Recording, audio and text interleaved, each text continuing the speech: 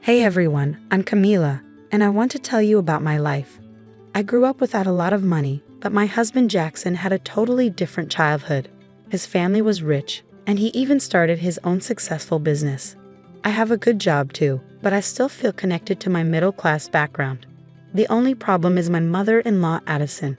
Dealing with Addison was like trying to navigate through a storm. But Jackson's dad, Grayson, was great. Addison, though, enjoyed putting me down and making me feel small about my family's money situation. She'd criticize us in private and even in public. Jackson always had my back, but Addison's insults never stopped. It got so bad that I thought about leaving Jackson because I didn't want to deal with his family anymore. But Jackson's love and support kept me going. He was amazing, unlike his mom. With time, I got better at handling Addison's behavior. So when she showed up with a flashy wedding dress right after we booked the venue, it didn't surprise me. She proudly showed off the dress, asking us what we thought. Isn't it amazing? It's from that fancy bridal shop you guys couldn't afford with your wedding budget, she said, not hiding her dislike. When I mentioned that her dress was too fancy for the occasion, she glared at me, clearly upset. I felt really uncomfortable then, not knowing how to handle her extravagant behavior, especially since Jackson and I were planning a simple wedding with just 60 guests to save money. We didn't want to spend too much, so I found a simple wedding dress that fit our budget. But Addison's dress was way too flashy. It was so extravagant that it would definitely steal the spotlight from me at my own wedding. It was obvious she picked it on purpose, knowing it would make a big statement. When I gently suggested she wear something else, Addison got really mad. How dare you tell me what to wear? I spent $125,000 on this dress. Do you really think I'd waste that money? I'm wearing it, no questions asked. Jackson tried to step in, saying, Mom, listen to Camila. That dress isn't right for our small wedding. Please pick something more suitable. But Addison wouldn't change her mind. No way, Jackson. I love this dress. I'm not settling for some random dress like your wife. I have my own standards. It's my big day too as the mother of the groom, she insisted, ignoring how ridiculous she sounded. Jackson, surprised, argued back, Addison, it's not your big day. Stop trying to steal all the attention. You're not wearing that dress to our wedding. The argument got intense quickly. Addison refused to give up on the dress, leading to a heated exchange between her, Jackson, and Grayson. The tension got so bad that we had to leave early without resolving the issue. Jackson was frustrated, saying, I can't believe my mom would do this. She's being unreasonable. Maybe she shouldn't even come to the wedding.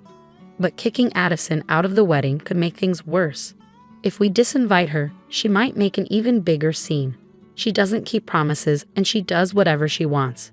We need to think of a smarter solution, I suggested, thinking about what might happen if we excluded her from such an important day. Jackson was frustrated too, admitting how badly his mother had treated my family and me over the years. I'm tired of her insults and disrespect. It has to stop. She can't ruin our wedding. So we agreed. We needed a plan that would keep Addison from causing trouble without making her suspicious or angry. As time passed, Addison stuck to her decision, leaving us to plan carefully to keep our wedding focused on our love, not her showing off. We all agreed that we needed a smart plan to handle the situation. So Jackson, Grayson, and I got together to figure it out.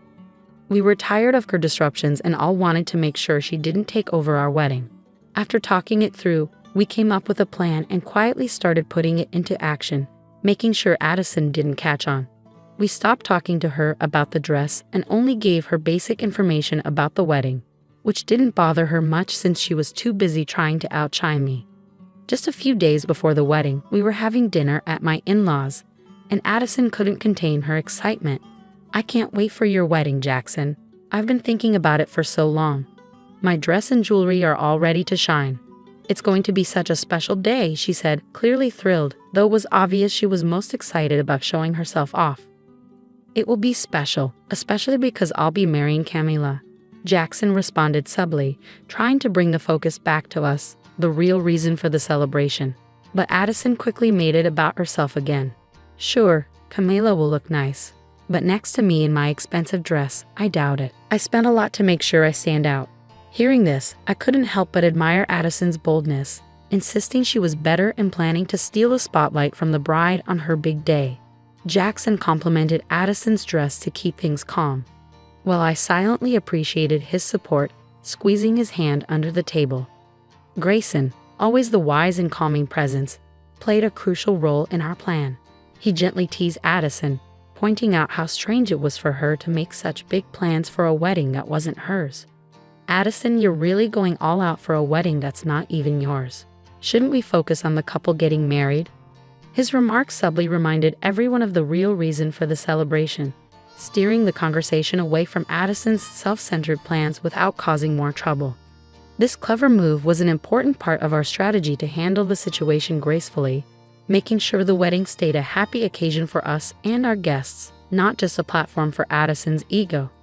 As the wedding drew near, Addison insisted on having only the best makeup artist for herself. "For my son's big day, I need top-notch treatment. After all, I'm the mother of the groom," she declared. She was determined not to mingle with guests she felt were beneath her, especially while wearing her expensive jewelry, fearing it might get stolen by those unfamiliar with such luxury. Grayson had a clever idea. "Why not get ready at home? It's safer and more comfortable, especially with all your plans," he suggested. Addison loved the idea of making a grand entrance and praised Grayson's thoughtfulness, unaware of our hidden agenda. Grayson exchanged a knowing look with us, showing that our plan was going smoothly. Caught up in her own excitement, Addison didn't realize she was falling into our trap. The thought of her surprise on the wedding day brought quiet satisfaction to Jackson and me. Even though I wish I could see her reaction in person, knowing the plan was in motion allowed me to focus on the joy of the upcoming wedding, feeling a sense of relief. While there was a slight worry about the plan being discovered, Jackson and our supportive friends helped ease those concerns. Everything was organized perfectly, reigniting my excitement for the special day. After months of stress, I felt genuinely thrilled about our wedding for the first time in a while. It was shaping up to be a celebration of our love, free from any outside drama. As the wedding morning arrived, bright and beautiful, it felt like the start of a new chapter we had been eagerly waiting for. The weather was perfect, adding to the joy of the day. Grayson, my amazing father-in-law, was the first to arrive at the venue, well before the rest of us. He stopped by to check on me, and despite my nerves, he'd assured me that everything was going according to plan. "Don't worry, dear," he reassured me, explaining his early arrival was due to Addison's difficult behavior. "Her makeup artist won't be here for another hour. We have plenty of time." I felt immensely grateful for Grayson's support. "Thank you so much, Grayson. I can't express how much this means to me," I told him. He smiled warmly, reminding me that I was now part of the family and assuring me that the day would unfold just as we had envisioned. His presence was a comfort, especially considering the challenge of dealing with Addison as my mother-in-law. I felt fortunate to have Grayson by my side. After checking in on me, Grayson made his way to where Jackson and I were getting ready for the ceremony. The day was shaping up to be everything I had ever dreamed of. I'll always remember the look of love on Jackson's face as I walked towards him, escorted by my uncle.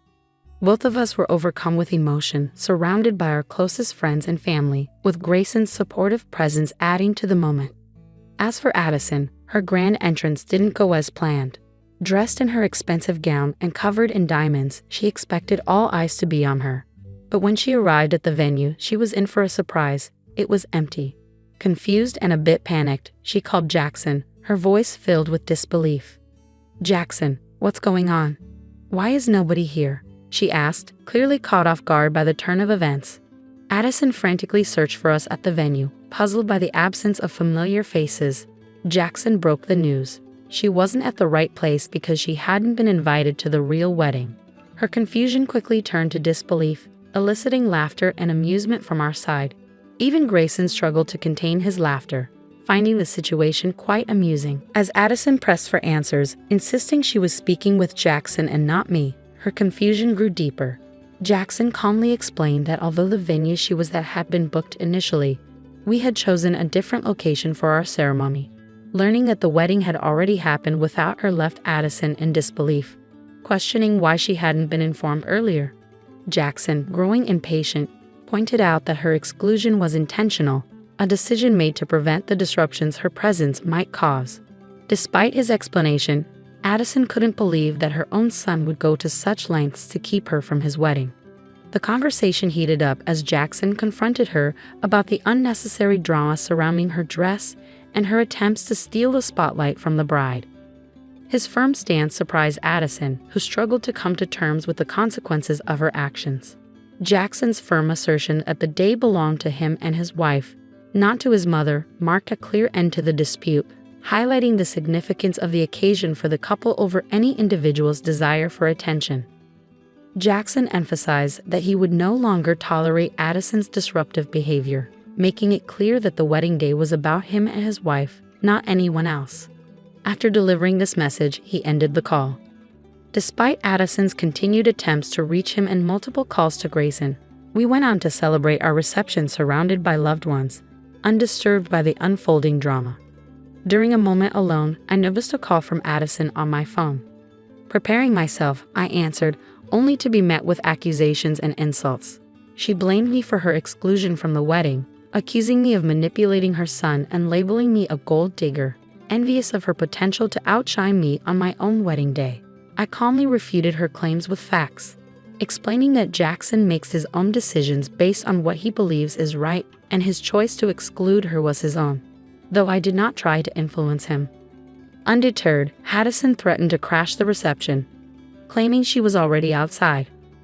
I brushed off her threats with a mix of disbelief and indifference, reassuring her that she would find no support here. Returning to the reception, I braced myself for whatever scene might unfold. As expected, Addison's attempt to enter the venue quickly escalated.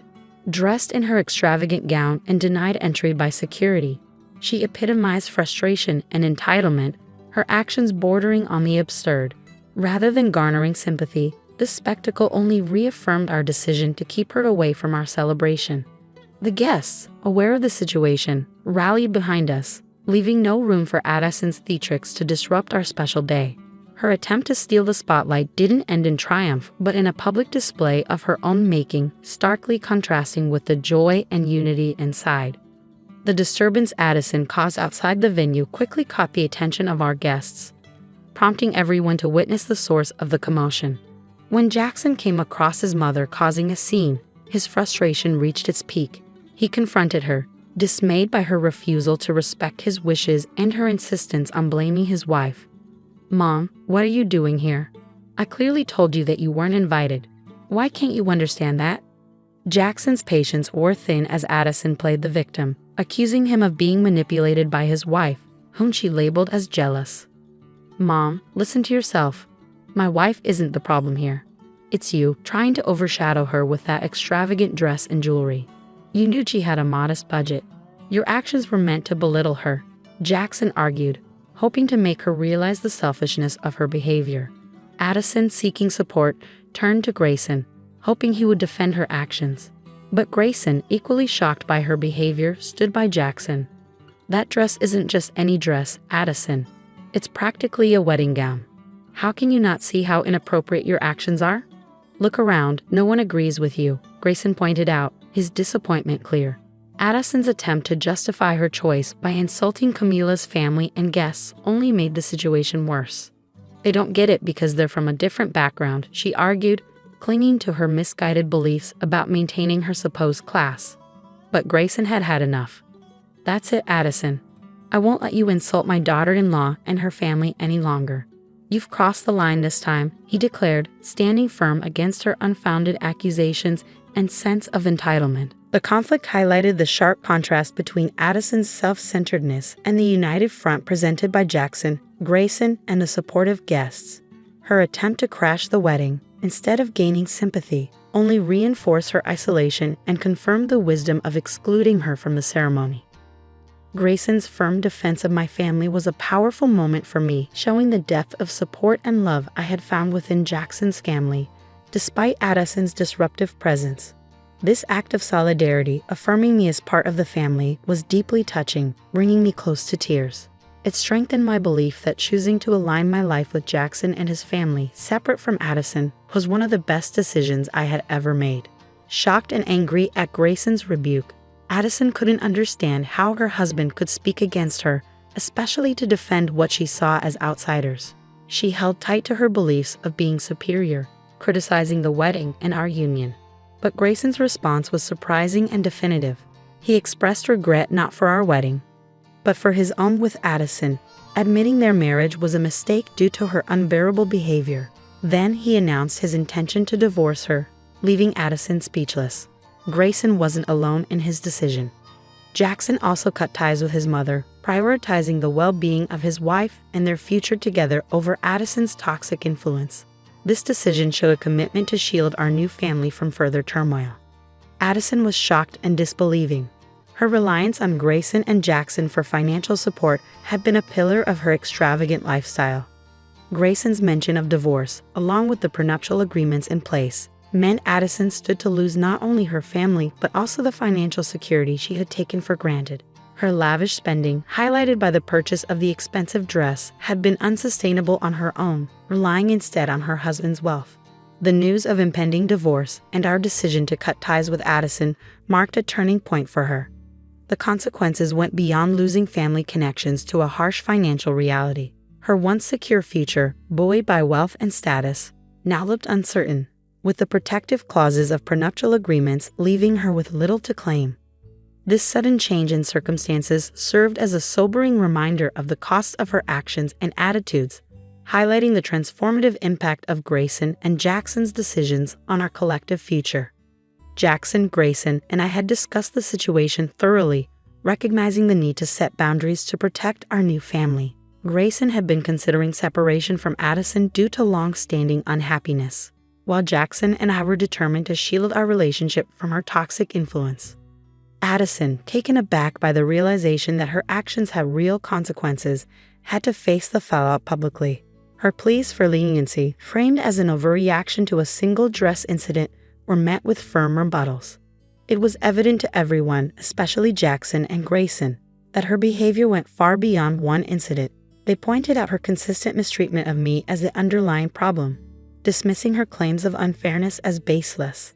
In a last-ditch effort to gain sympathy, Addison turned to me with tears, pleading for forgiveness. She clung to me, painting herself as a remorseful victim of circumstances. Yet her plea lacked sincerity. It quickly turned sour as she resumed name-calling and accused me of tearing her family apart. Her abrupt shift from fake remorse to open hostility only reinforced our decision to distance ourselves from her. Her failure to offer a genuine apology or acknowledge the impact of her actions further alienated her, not just from me but from everyone present.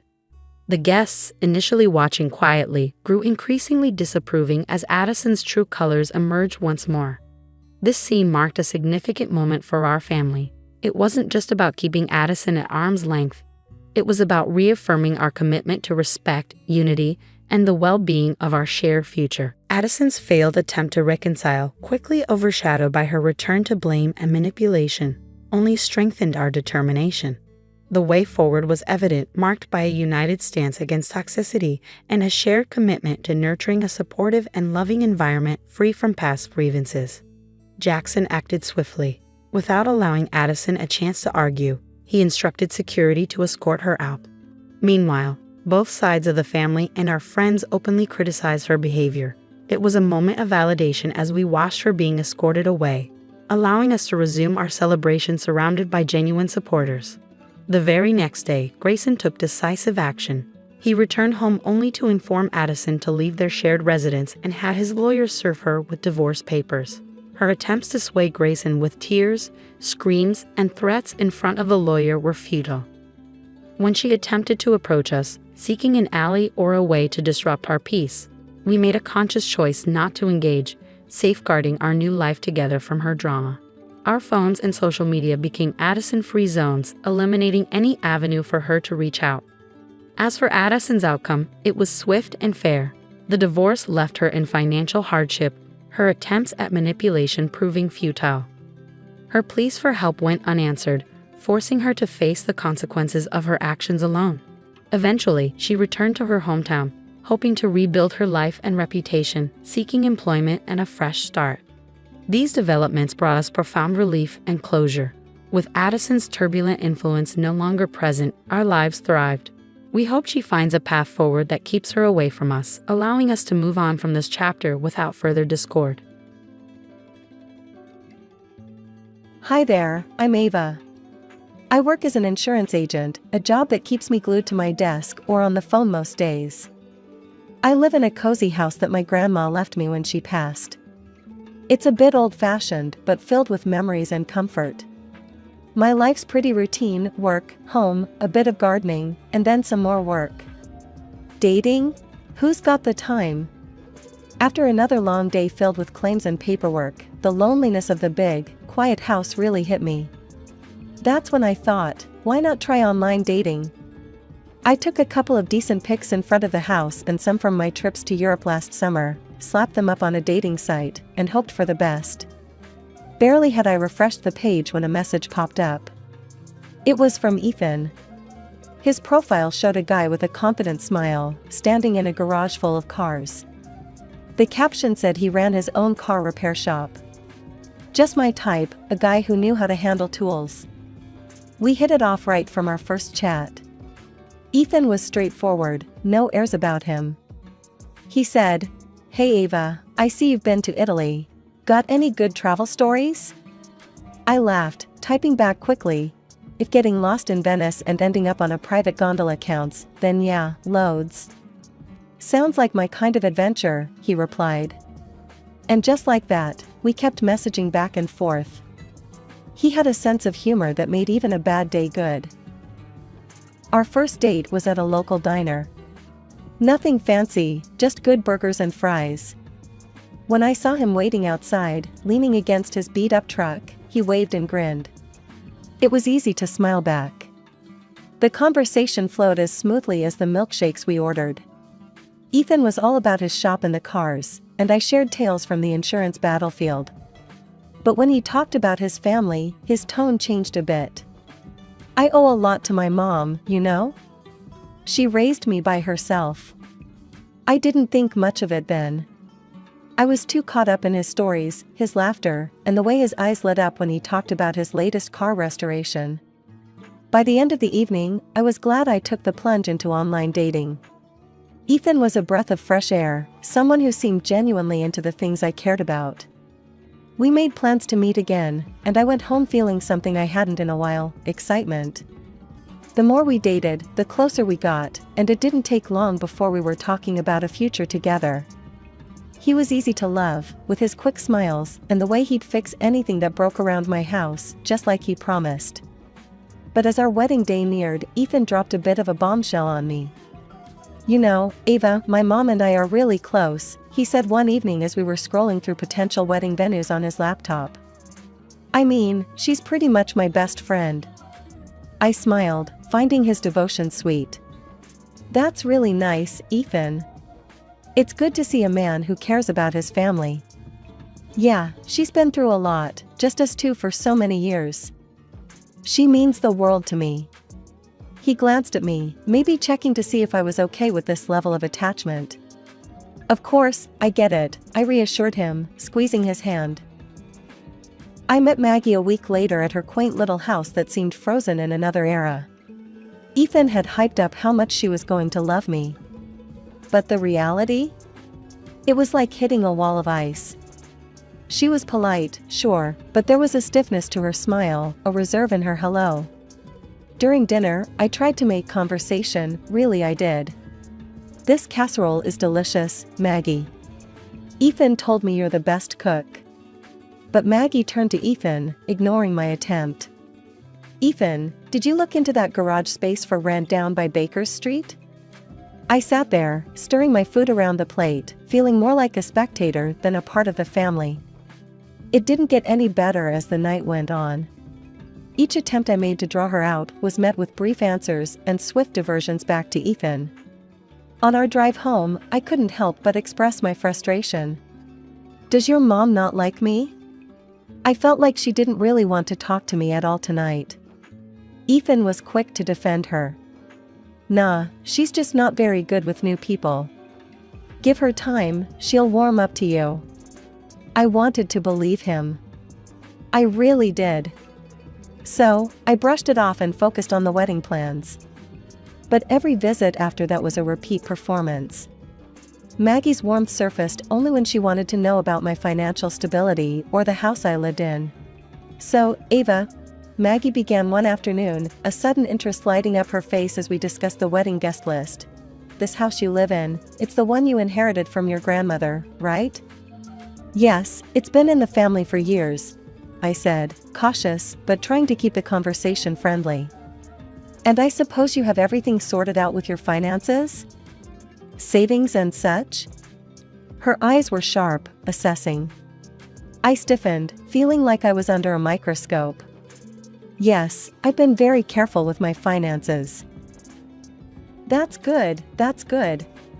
It's important to have a solid foundation, especially in a marriage, she added, her gaze flickering between Ethan and me.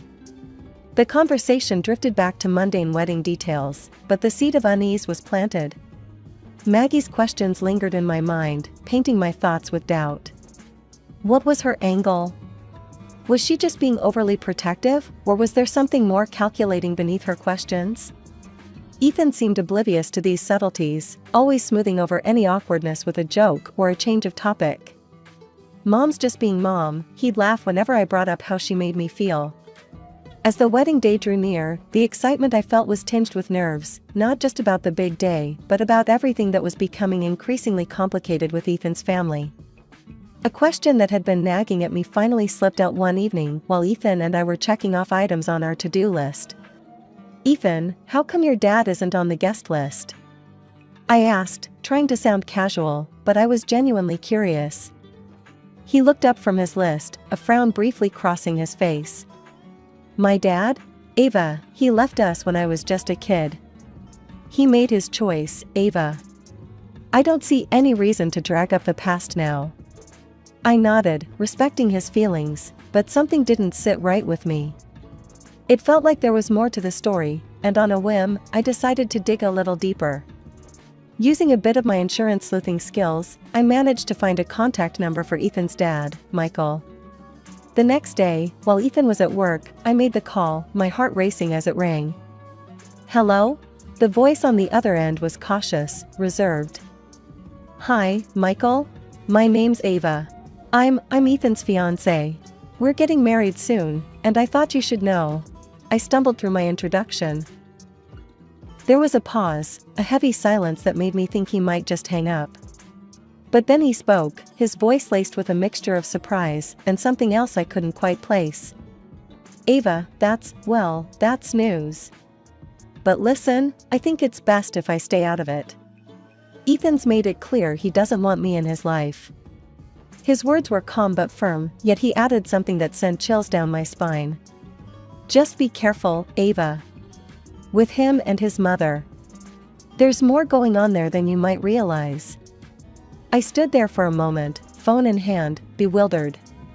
Was he just a bitter ex-husband and father, or was there really something I needed to be wary of? Shaking off the unease, I decided he must just be a little out of his mind, as Ethan had implied. The wedding day arrived, and it was like a dream. Everything was perfect, from the weather to the flowers. But even the most beautiful day couldn't keep the shadows at bay. Maggie, Ethan's mother, was a force to be reckoned with. From the moment the ceremony started, she was ever present, hovering close to Ethan, adjusting his tie, whispering in his ear. At the reception, I hoped we could finally have our moment, but Maggie had other plans.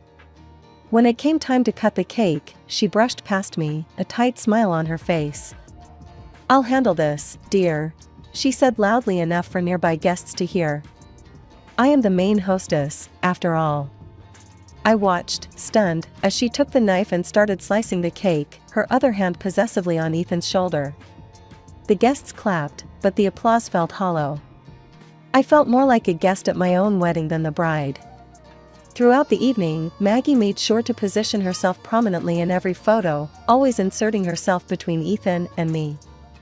Her laughter was forced, her joy seemingly more about her victory in maintaining control than about our happiness. Ethan and I settled into my grandmother's house. Everything was going smoothly, or so I thought, until the dynamic shifted dramatically with Maggie's regular intrusions. Every weekend, we'd go over to Maggie's for dinner, and it was like stepping into a minefield. She was all sweet smiles to Ethan while serving up a side of snide remarks to me. Ava, try the roast. You might learn a thing or two about cooking, she'd say, her voice dripping with a sarcasm that made my skin crawl. Ethan would just chuckle, clueless, or maybe just unwilling to catch the barbs. Mom's right. Nobody cooks like her. He'd laugh, completely missing the tension. One Sunday, as she filled Ethan's plate with a heap of mashed potatoes, she shot me a look that could chill coffee. Darling, make sure Ava takes some notes. She might finally get it right. Ethan roared with laughter, not seeing the hurt in my eyes. Good one, Mom. 3 months into our marriage, I came home from work to find Maggie on my doorstep, her suitcases piled beside her like some fortress wall. Ava, dear, I'm feeling unwell, and it's just not safe for me to be alone anymore. I hope you don't mind if I stay here for a while. Before I could even process the request, Ethan came rushing over, wrapping his arms around her. Of course, Mom. You're always welcome here. Just like that, she moved in. It was as if I had no say in my own home. Maggie took over the house with an iron fist and a velvet glove for Ethan. She did nothing around the house, claiming her health was too frail, leaving me to pick up the slack. My home quickly felt more like a prison, and Maggie was the warden. In the evenings, the living room turned into their private club. They'd watch TV together while I was left to my own devices, feeling more like a ghost than a wife in my own home. Weekends were even worse. They'd go shopping without me, as if I didn't exist. One evening, I gathered my courage at dinner. As we sat at the table, I tried to keep my voice steady. Maggie, do you have any idea when you might be feeling better? To maybe go back home? The room fell deathly silent. Ethan's fork clattered to his plate as he stared at me, his face contorting in anger. Are you trying to kick my mom out? He exploded, his voice filling the room with a cold fury I hadn't seen before. No, Ethan, that's not what I meant. I was just asking because. But he didn't let me finish. He stormed off to his room, slamming the door behind him. Maggie sat there, a smug smile playing on her lips, her eyes gleaming with triumph. Looks like you put your foot in it, dear, she taunted, her voice low and menacing. I sat there, stunned and alone, the clinking of cutlery echoing my shaking hands. What was happening? How had my life turned into this nightmare? One morning, I was pulling out my favorite blouse for work when I noticed it looked off. The color was faded, the fabric rough, and the seams slightly torn. Puzzled, I dug through my wardrobe and found more of my clothes in similar states of ruin. That's odd, I muttered to myself, examining a particularly discolored sweater. Maggie, who was always buzzing around, chimed in with a too-sweet tone. Oh, dear, that's my fault. I mixed up the laundry last week, must have used the wrong detergent. You know how it is, these things happen. Her words dripped with faux concern, but the glint in her eyes said otherwise. It was clear, this was no accident. This was on purpose. And sure enough, none of Ethan's clothes showed any signs of damage. When I confronted Ethan about it later that day, his reaction was dismissive at best. You know how Mom is. She's getting older, mistakes happen. Looks like you're not taking good enough care of your stuff, Ava. His words stung, and I felt a cold realization settling in. I was alone in this. As days turned into weeks, more of my things started to mysteriously deteriorate. My favorite lipstick found smashed, my skincare creams diluted, Maggie's tactics grew bolder. The strain was unbearable, and one evening, I couldn't hold it in any longer. Ethan, this can't be a coincidence anymore. Your mother, she's doing this on purpose. She's ruining my things. I exclaimed, my voice tinged with desperation. He looked at me, his expression unreadable. Then, after a moment, he sighed. Look, Ava, maybe you need a break from all this stress. Hey, I know, I've got just the thing. I got us a gift, a weekend trip, a mountain hike. It'll be good for you. My heart lifted at the idea. Really? Just the two of us? That sounds wonderful, Ethan. His face shifted uncomfortably. Well, actually, I was thinking, it could be a great chance for you and Mom to patch things up.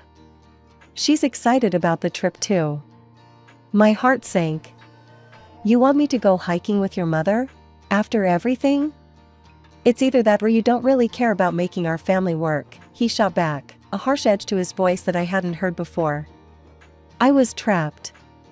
So, I agreed, defeated and utterly drained. When I told Maggie, her response was unnervingly cheerful. That sounds lovely, dear. We'll have such a good time. She beamed, her satisfaction evident.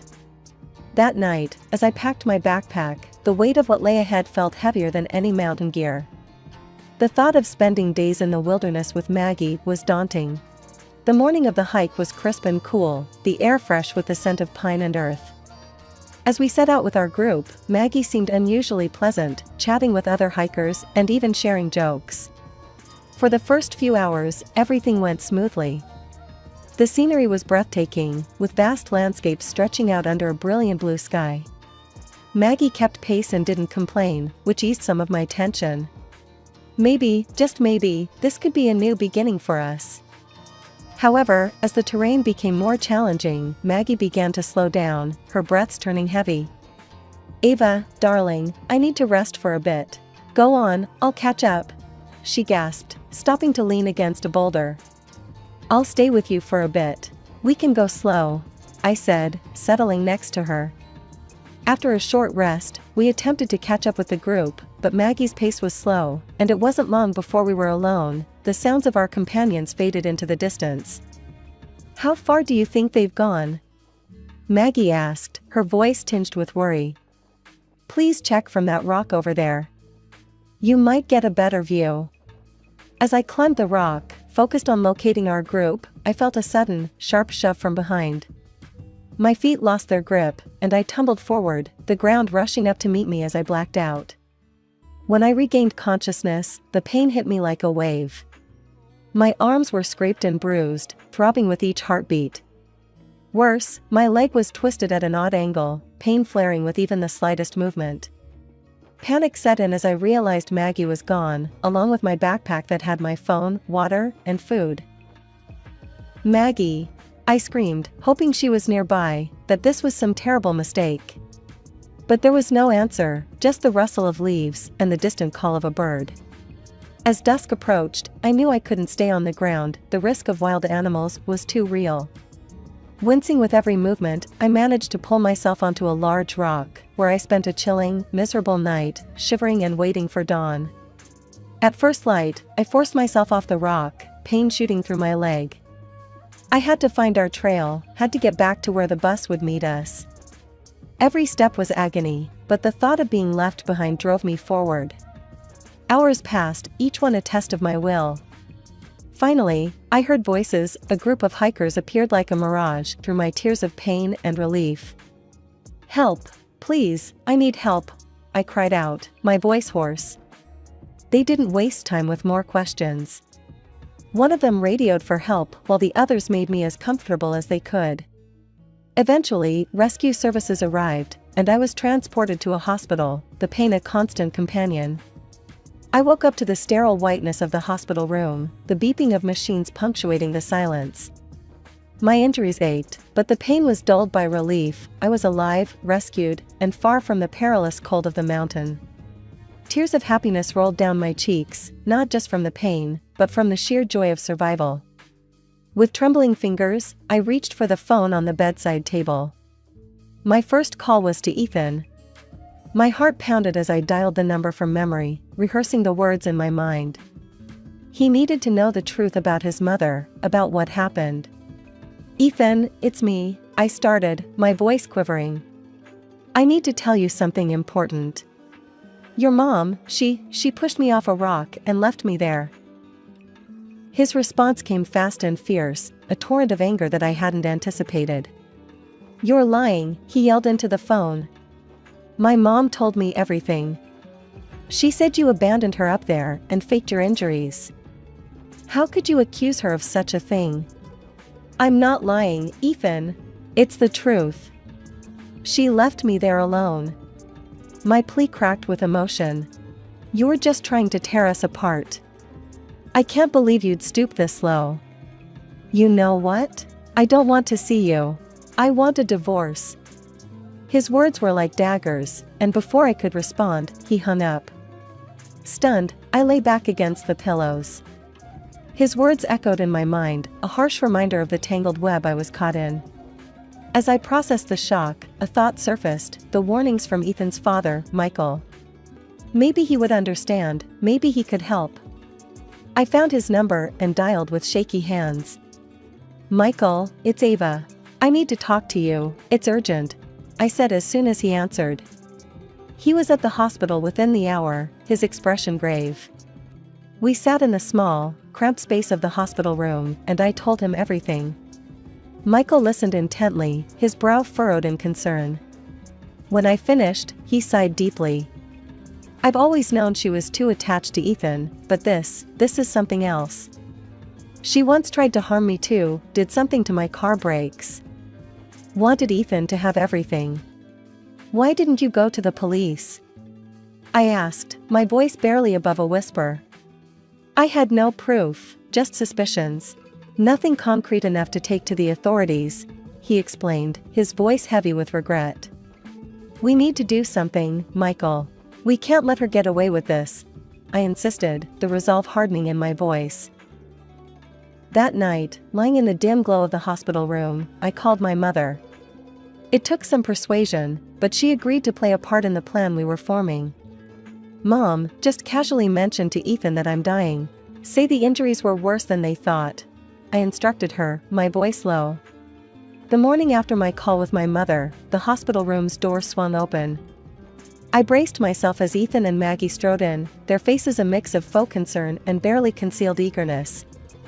I lay there, my breathing shallow, feigning the brink of death as we had planned. Oh, Ava, you look terrible, Maggie said, her voice dripping with fake sympathy, but her eyes glinting with something akin to triumph. I moaned weakly, keeping my eyes half closed as Ethan hovered by the bedside, his expression conflicted but mostly impatient. Maggie leaned closer, lowering her voice, but not enough. Everything's going as planned, Ethan. Soon, all this, her house, her money, it'll all be yours. Ethan glanced around nervously before kissing his mother on the cheek. I'm so tired of all this drama, he muttered. It'd be easier if she just went quickly.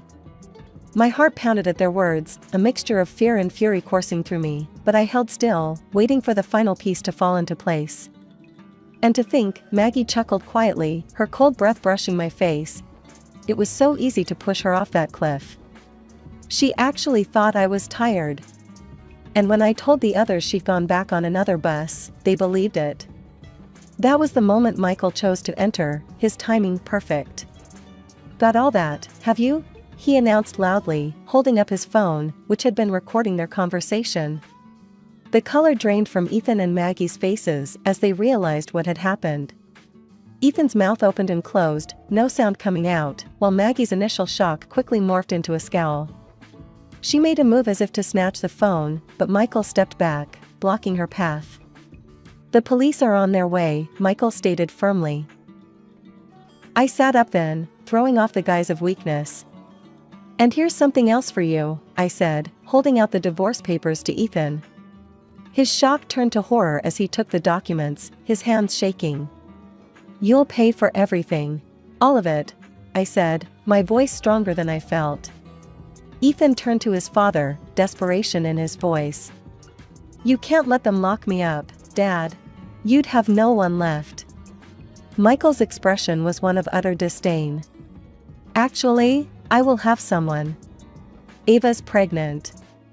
And I will make sure my grandchild and Ava have everything they need. The revelation hit everyone like a bolt. Ethan staggered as if struck, his face ashen, while Maggie's eyes widened in disbelief. Before more could be said, the police arrived. They listened briefly to Michael's explanation, checked his recording, and then handcuffed Ethan and Maggie. As they were led away, the reality of their situation finally seemed to dawn on them. In the months that followed, the trial was swift. The evidence was undeniable, and both Ethan and his mother were sentenced to significant terms. The house became peaceful again, and with Michael's support, I prepared for the new life I was about to bring into the world. When my son was born, it was with a sense of relief and renewal. Michael was there, beaming, as he held his grandson for the first time. "He's going to have a good life," he promised, and I believed him.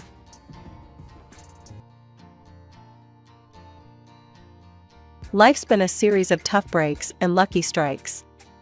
Losing my parents early stung like hell, but I got lucky when the elderly couple next door, the Parkers, took me in. They were the kindest souls you could imagine, treating me more like a granddaughter than a charity case. We weren't rich in money, but we were wealthy in love, and that's what mattered. Then, just as I was coming into my own, turning 18 and thinking about college, they died in a car accident. Just like that, I was on my own again. The Parkers left me a bit of money for school and their old house in the suburbs. It was a cozy place, full of memories, but too many ghosts for me. So, I sold it and bought a small apartment in the city near the college where I'd enrolled to study financial management. It felt good, having a plan, moving forward. Classes were tough but interesting, and I threw myself into learning everything about numbers and markets. After college, I landed a decent job. Daytimes were packed with work, and I was doing all right, but nights were another story. The city felt lonelier than it should for a place so full. That's when I met Tom at a friend's party. He was loud, funny, and didn't care who knew it. His energy was infectious, and we hit it off from the moment he bumped into me, spilling my drink. "Hey, watch it." I snapped, more out of surprise than anger. "Whoa, my bad. Let me make it up to you. What were you drinking?" Tom grinned, unapologetically charming. "Beer, just beer," I said, trying not to smile too easily. "2 beers coming right up," he shouted over the music, heading to the makeshift bar. That was Tom all over, simple, straightforward, and no fuss. We spent the whole night talking about everything and nothing. It turned out we both loved old movies and hated sushi. It was easy, talking to him, and by the time the party was winding down, I didn't want to say goodbye. A year later, he proposed. No dramatic gestures, just him, me, and a ring he fumbled out of his pocket while we were watching TV. "Marry me," he told, holding the ring so tightly I thought he might crush it. I laughed. I actually laughed, not because it was funny, but because it was so typical of us, so perfectly imperfect. "Yes, of course, you big goof." Getting married didn't change much at first. We were the same, just legally bound, which felt right. We settled into life together in my small city apartment, still close to the hustle, but now with someone to share the quiet moments. Life felt full, and for the first time in a long while, the evenings didn't feel so empty. Settling into married life had its comforts, but life sure doesn't let you get too cozy without throwing a curveball or two. Jake's folks, Mr. and Mrs. Harper, were gems. Living in their cozy suburban home, they welcomed me with open arms from the get-go. I could see where Jake got his easygoing nature. Their warmth was a balm on my oftentimes still sore heart, still aching from my own family losses. "So happy you're part of our family now," Mrs. Harper would often say, squeezing my hand with a kindness that felt both uplifting and overwhelming. "Thanks, I really appreciate how welcoming you've been," I'd reply, feeling genuinely grateful. Visiting them became our weekend ritual. Those days were filled with backyard barbecues and lengthy chats over cups of steaming coffee. Life was good, simple, and honest, until it wasn't. Jake got called away on a long business trip, a whole year out of state. It was a fantastic opportunity for his career, but the timing was brutal. No sooner had Jake left than Mr. Harper's health took a nosedive. It happened fast, and Mrs. Harper, bless her heart, sounded near out of her mind with worry when she called. "Kimberly, I hate to ask, but I could really use your help around here. George is really not doing well." Her voice was thick with unshed tears. Without a second thought, I packed a bag and headed to the suburbs. Seeing Mr. Harper so frail shook me. He had always been a pillar, strong and steady. Now, he looked shrunken, tethered to his life through a maze of medical tubes. I slipped into the routine of their household seamlessly, handling the cooking and cleaning while Mrs. Harper focused on George's care. Evenings I spent sitting by Mr. Harper's side, reading out loud his favorite classics, his eyes often fluttering closed long before I finished a chapter. "Thank you, Kimberly," he'd whisper on good days, his voice a shadow of his former robust tone. "It's my pleasure, really," I'd squeeze his hand, trying to offer comfort through simple touch. One quiet afternoon, Mrs. Harper sat down at the kitchen table while I was chopping vegetables for dinner. She looked worn, older than her years. "Kimberly, I don't know how to say this, but we're in a bit of a bind," she began, wringing her hands nervously. "George was the main earner, you know, and with him like this." I put down the knife, giving her my full attention. "We're strapped, honey. I hate to even ask, but could you consider renting out your apartment? It might help us get through this tough spot." She looked down, clearly embarrassed. I didn't even hesitate. "Of course, Mrs. Harper. I'll get on it right away," I said firmly, trying to ease her burden. The apartment rented out quickly, and every month, I dutifully transferred the rental income to Mrs. Harper, along with money for groceries and whatever bills piled up. It wasn't easy. The commute to my job in the city became a nightmare. But family sticks together, right? That's what I kept telling myself, even on the hardest days. "Kimberly, you're a godsend," Mrs. Harper would often say, her relief palpable each time I handed her the money. "It's what family does," I'd respond, though some nights, as I lay in the guest room listening to the distant sounds of sirens from the city, I couldn't help but feel the weight of the world on my shoulders.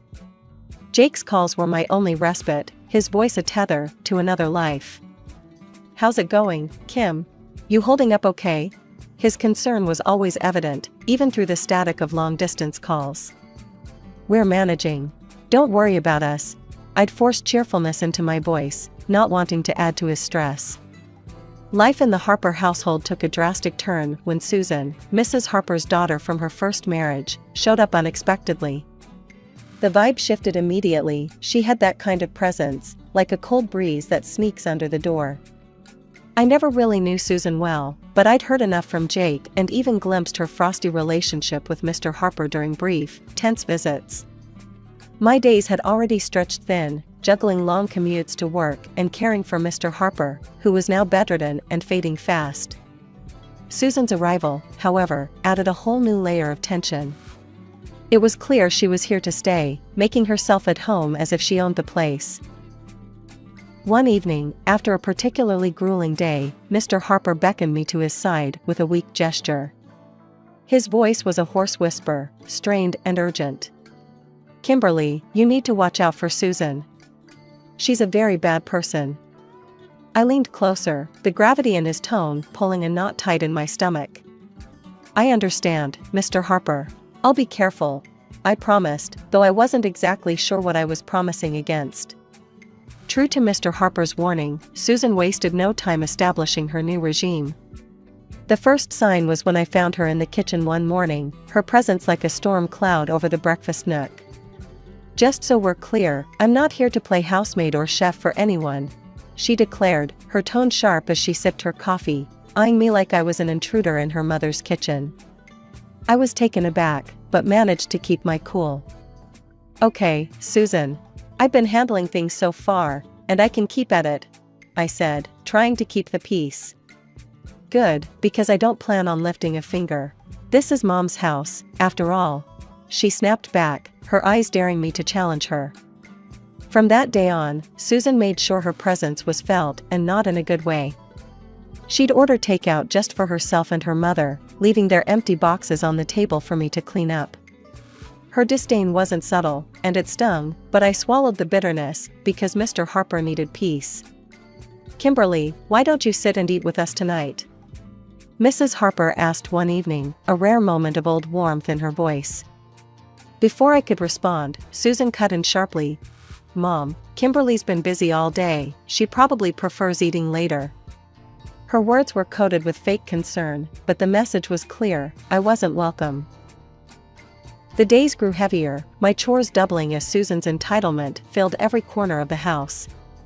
I'd hear her late at night, whispering with her mother, turning her against me with poison words.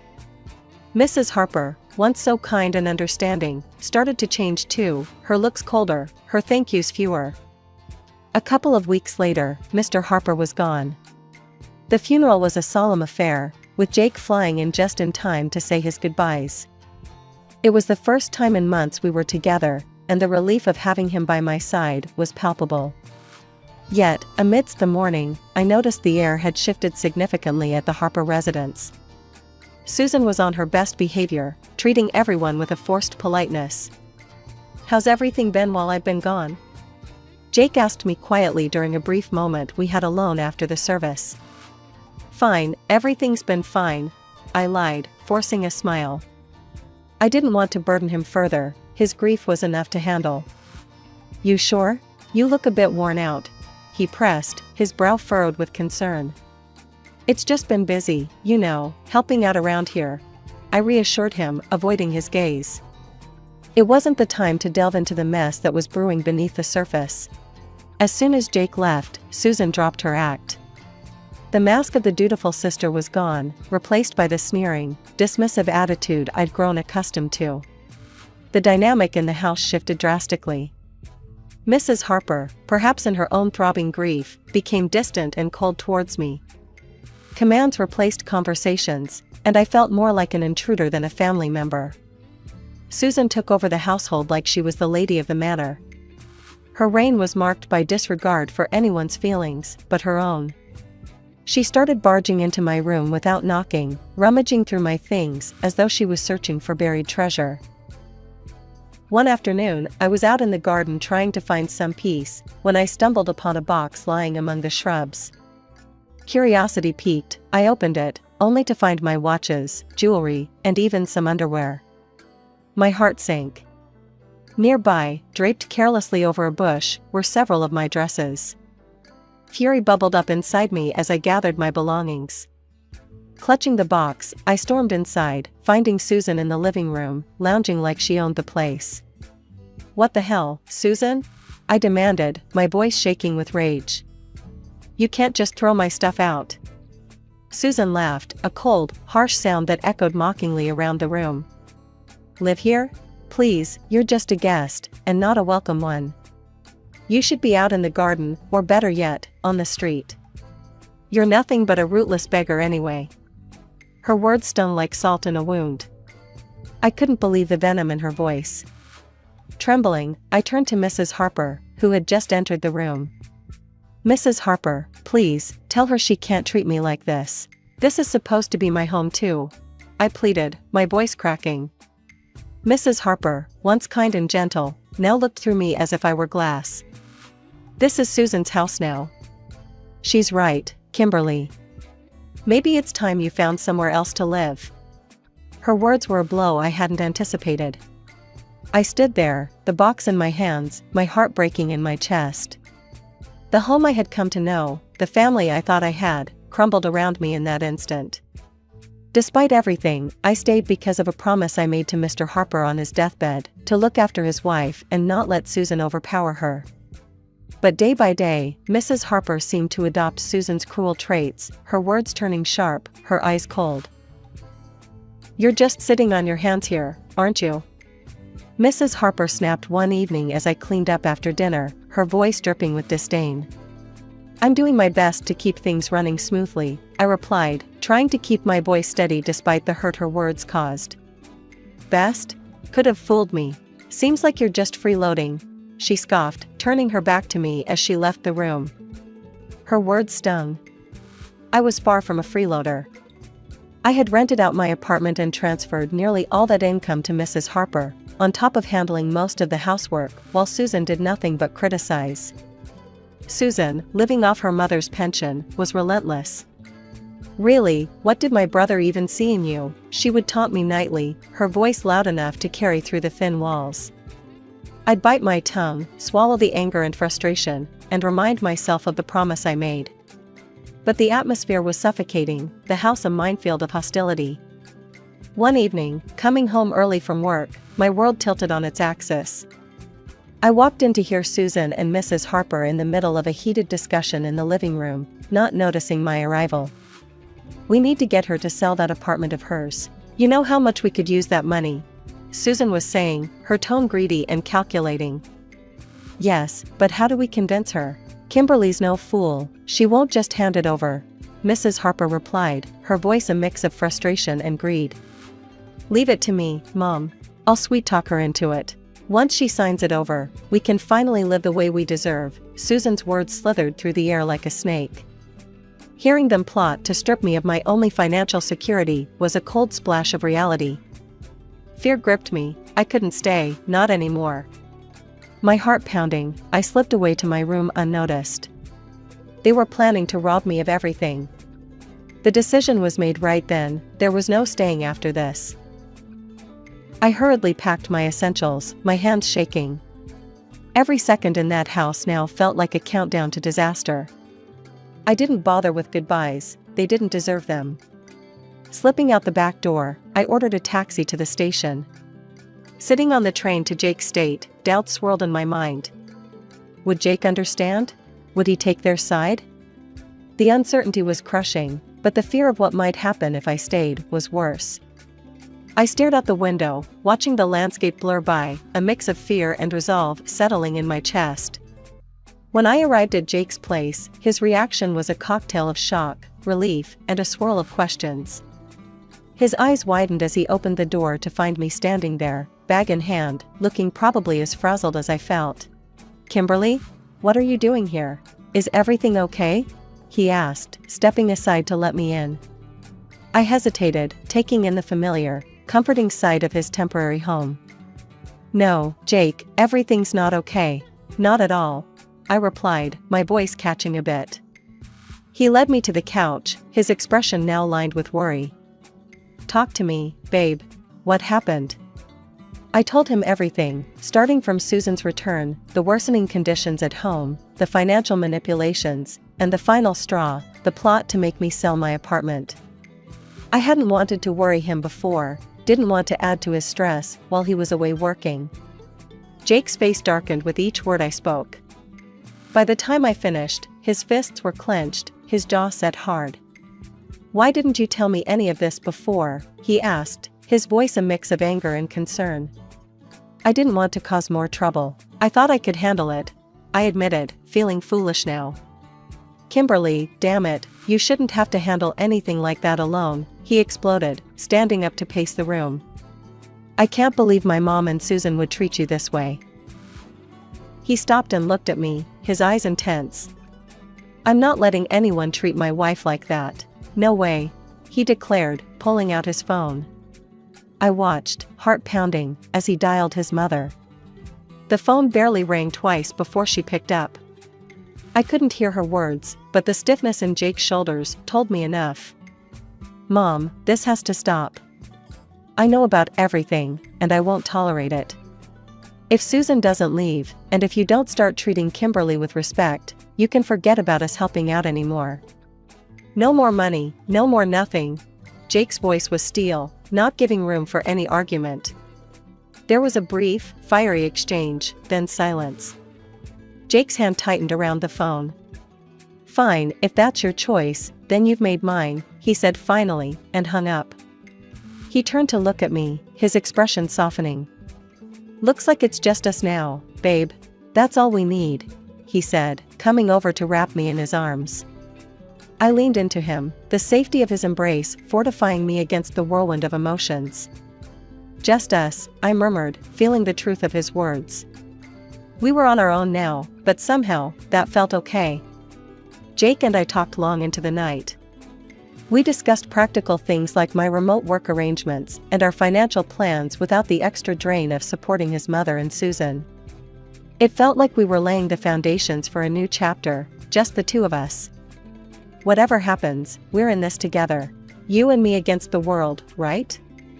Jake said with a determined grin. "Right," I smiled back, feeling more confident with him by my side. Against the world. The next few days were a whirlwind of activity. I contacted my job to arrange remote work, which thankfully, they agreed to. Jake helped me move my things from storage and set up a home office in the corner of his living room. It wasn't perfect, but it was ours, and it was peaceful. A week into our newfound peace, I was jolted by a call that almost felt like a ghost from a past life. It was Mrs. Harper. Her voice, once sweet to me, now dripped with a mix of desperation and audacity. "Kimberly, why haven't I received the money for this month? You know we depend on it," she demanded right off the bat. I was stunned silent for a moment, her nerve unbelievable. "I'm sorry, but after everything, you really expect me to continue supporting you?" I asked, my tone more incredulous than angry. In the background, I could hear Susan's voice, shrill and angry. "She's just an ungrateful girl, Mom. Make her transfer the money." Taking a deep breath to calm my rising anger, I remembered the venomous words they had thrown at me, words that stung deep. "Mrs. Harper, Susan called me a rootless beggar, remember? I'm not sending money to people who treat me like trash. I'm done." There was a pause on the other end, and I could almost picture Mrs. Harper's shocked face. "But we're family," she finally said, her voice a mixture of anger and pleading. "No, family doesn't treat each other that way. Goodbye, Mrs. Harper," I said firmly and hung up before she could respond. The call shook me, but Jake was right there, his support unwavering. "You did the right thing, Kimberly. It's time they learned to stand on their own," he reassured me, wrapping an arm around my shoulders. Not long after settling back into our hometown, another surprise came our way. I was pregnant. The news brought a joy we hadn't expected, and suddenly, the future seemed filled with possibilities. We decided it was time to sell my apartment and buy a small house in the suburbs, a place near a good school where our child could grow up. As we were planning our move, another call came, and again from Mrs. Harper. Her tone was different this time, desperate, almost pitiful. "Kimberly, I've made a mistake. Susan forced me to sell the house, took the money, and left me with nothing. Could I come and live with you and Jake?" Her voice was shaky, pleading. The request stunned me. After everything, this was a test of my resolve. "Mrs. Harper, you chose this path when you sided with Susan against us. You could have chosen differently," I said, my voice steady despite the turmoil inside. I know I've made mistakes, but you have a kind heart. Can't you forgive an old woman for her wrong choices?" she implored. I sighed, feeling a pang of pity, but remembering the pain her choices had caused. "I forgave you long ago, but that doesn't mean I can let you back into my life. You need to live with the consequences of your actions, just as I have," I replied and ended the call. Then, with a resolute tap, I blocked her number. We moved forward with our plans, purchasing a quaint house with a little garden where our child could play. It was a lazy Sunday morning, the kind where you linger over coffee and the newspaper. I was flipping through the pages when a headline caught my eye: "Local woman arrested for massive fraud scheme."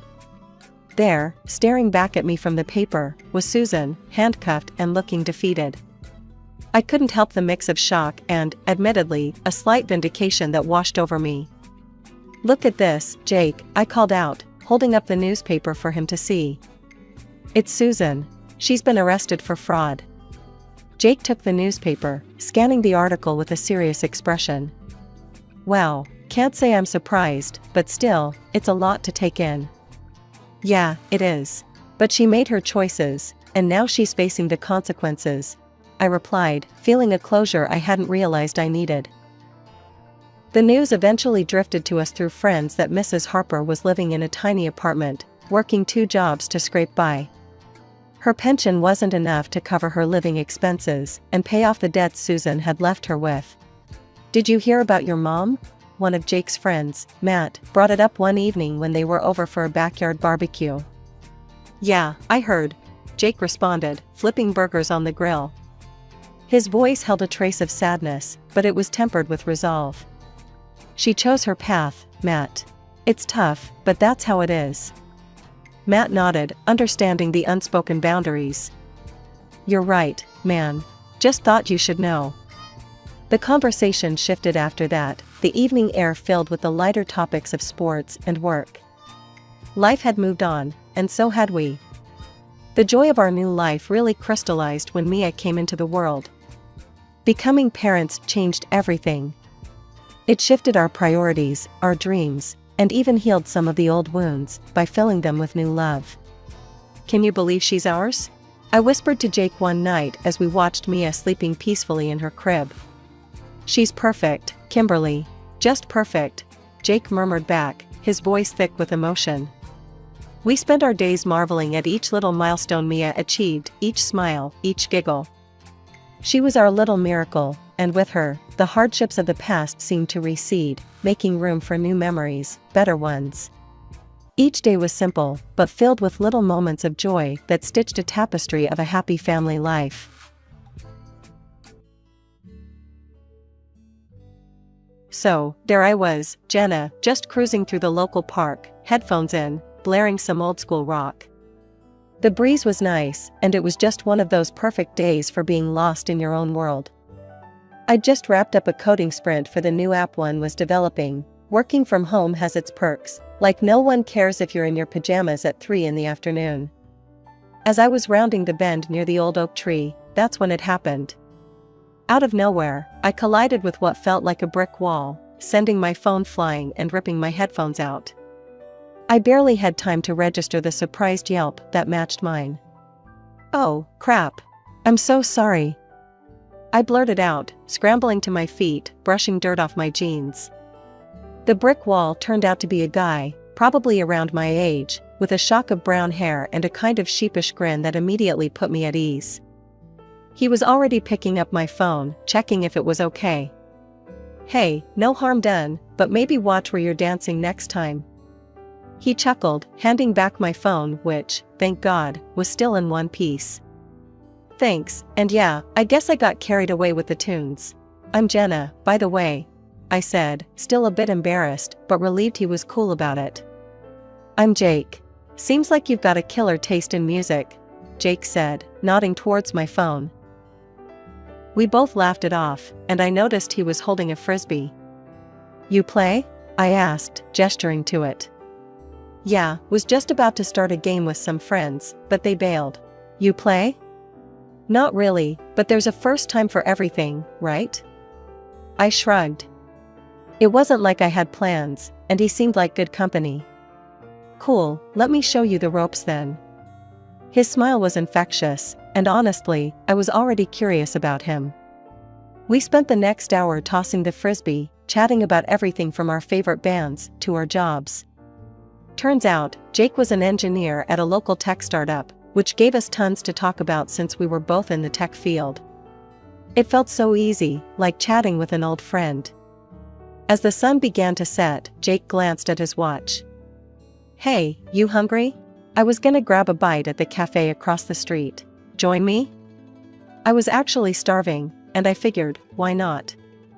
"Sure, let's go. But just a heads up, if they have chili fries, I'm not sharing," I warned him playfully. "Huh, challenge accepted. Let's see if their chili fries are worth the hype then," he said as we started walking towards the cafe. By the time we said goodbye, it was clear this wasn't going to be just a one-time thing. Jake asked for my number, and I gave it to him, feeling that buzz you get when you know something good just started.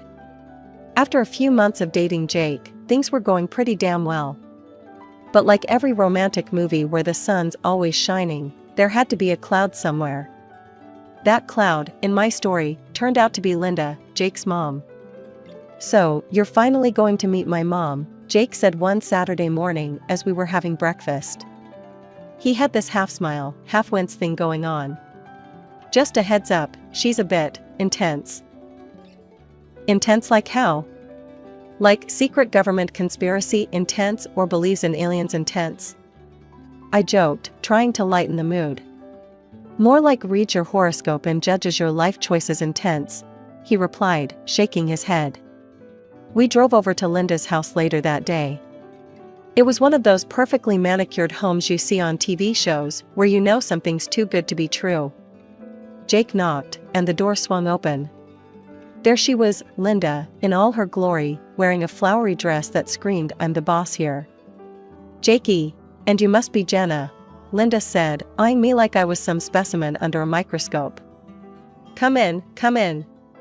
The living room looked like it was ripped straight out of a 1950s home decor magazine, complete with a giant bookshelf filled with all sorts of astrology books. I kid you not, there was a crystal ball on the coffee table. Linda wasted no time. "So, Jenna, when's your birthday?" she asked, as soon as we sat down on her floral couch. April 17th, I said, a bit thrown off by the sudden interest in astrology. "Aries, huh? She frowned, flipping through one of her many books. "And Jakey here is a Pisces. Not the best match, astrologically speaking. You do know that, right?" Jake rolled his eyes, giving me a sorry about this look. "Mom, come on, not everyone believes in that stuff." "But they should, especially when it comes to important life decisions," Linda shot back, giving me a sharp look.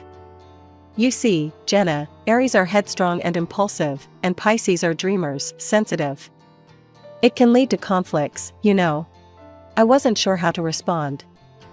I mean, who goes full psychic mode 5 minutes after meeting someone? "Well, we've been getting along just fine so far," I managed to say, trying not to offend her but also standing my ground. Linda hummed disapprovingly, tapping her fingers on her astrology book. "We'll see about that. Life's not just about the good times, dear." The rest of the visit was pretty awkward.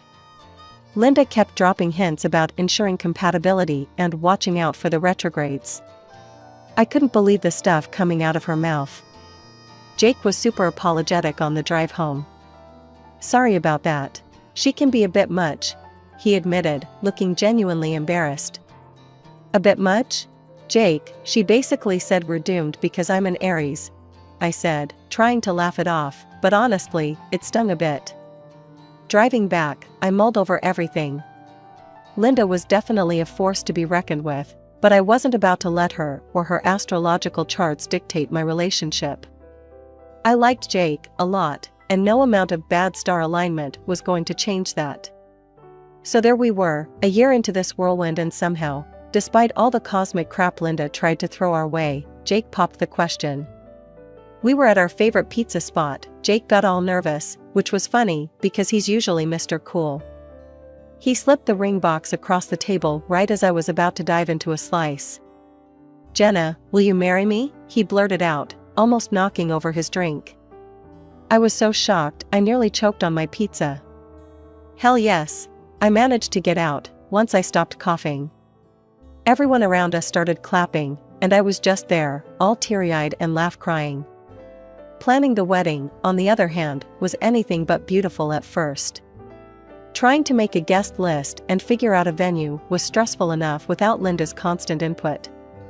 "You know, Jenna, Mars is in retrograde around your wedding date. That's really not a good sign," Linda warned one afternoon, while we were looking over some flower arrangements at my place. I rolled my eyes so hard I thought they might stick that way. "Linda, we're not picking a date based on Mars, Mercury, or any planet. We're picking it because the venue we want is available then, and it's special to us." The wedding day finally came, and despite Linda's dire predictions, it was perfect. Sunny skies, not too hot, not too cold. All our friends and family were there, laughing and having a good time. Even Linda managed to put on a smile, though it looked a bit forced. After the ceremony, during the reception, Linda pulled me aside. Her expression was serious, which wasn't surprising given our past chats. "Jenna, I still think you should reconsider this union. You might be happy now, but what about when the stars shift?" I had just about enough at this point. "Linda, I'm married to your son now. I'm not reconsidering anything. We're happy, and that's what matters." She huffed a bit, looking around as if the answer was going to pop out from behind the wedding cake. "You're ignoring the signs, Jenna.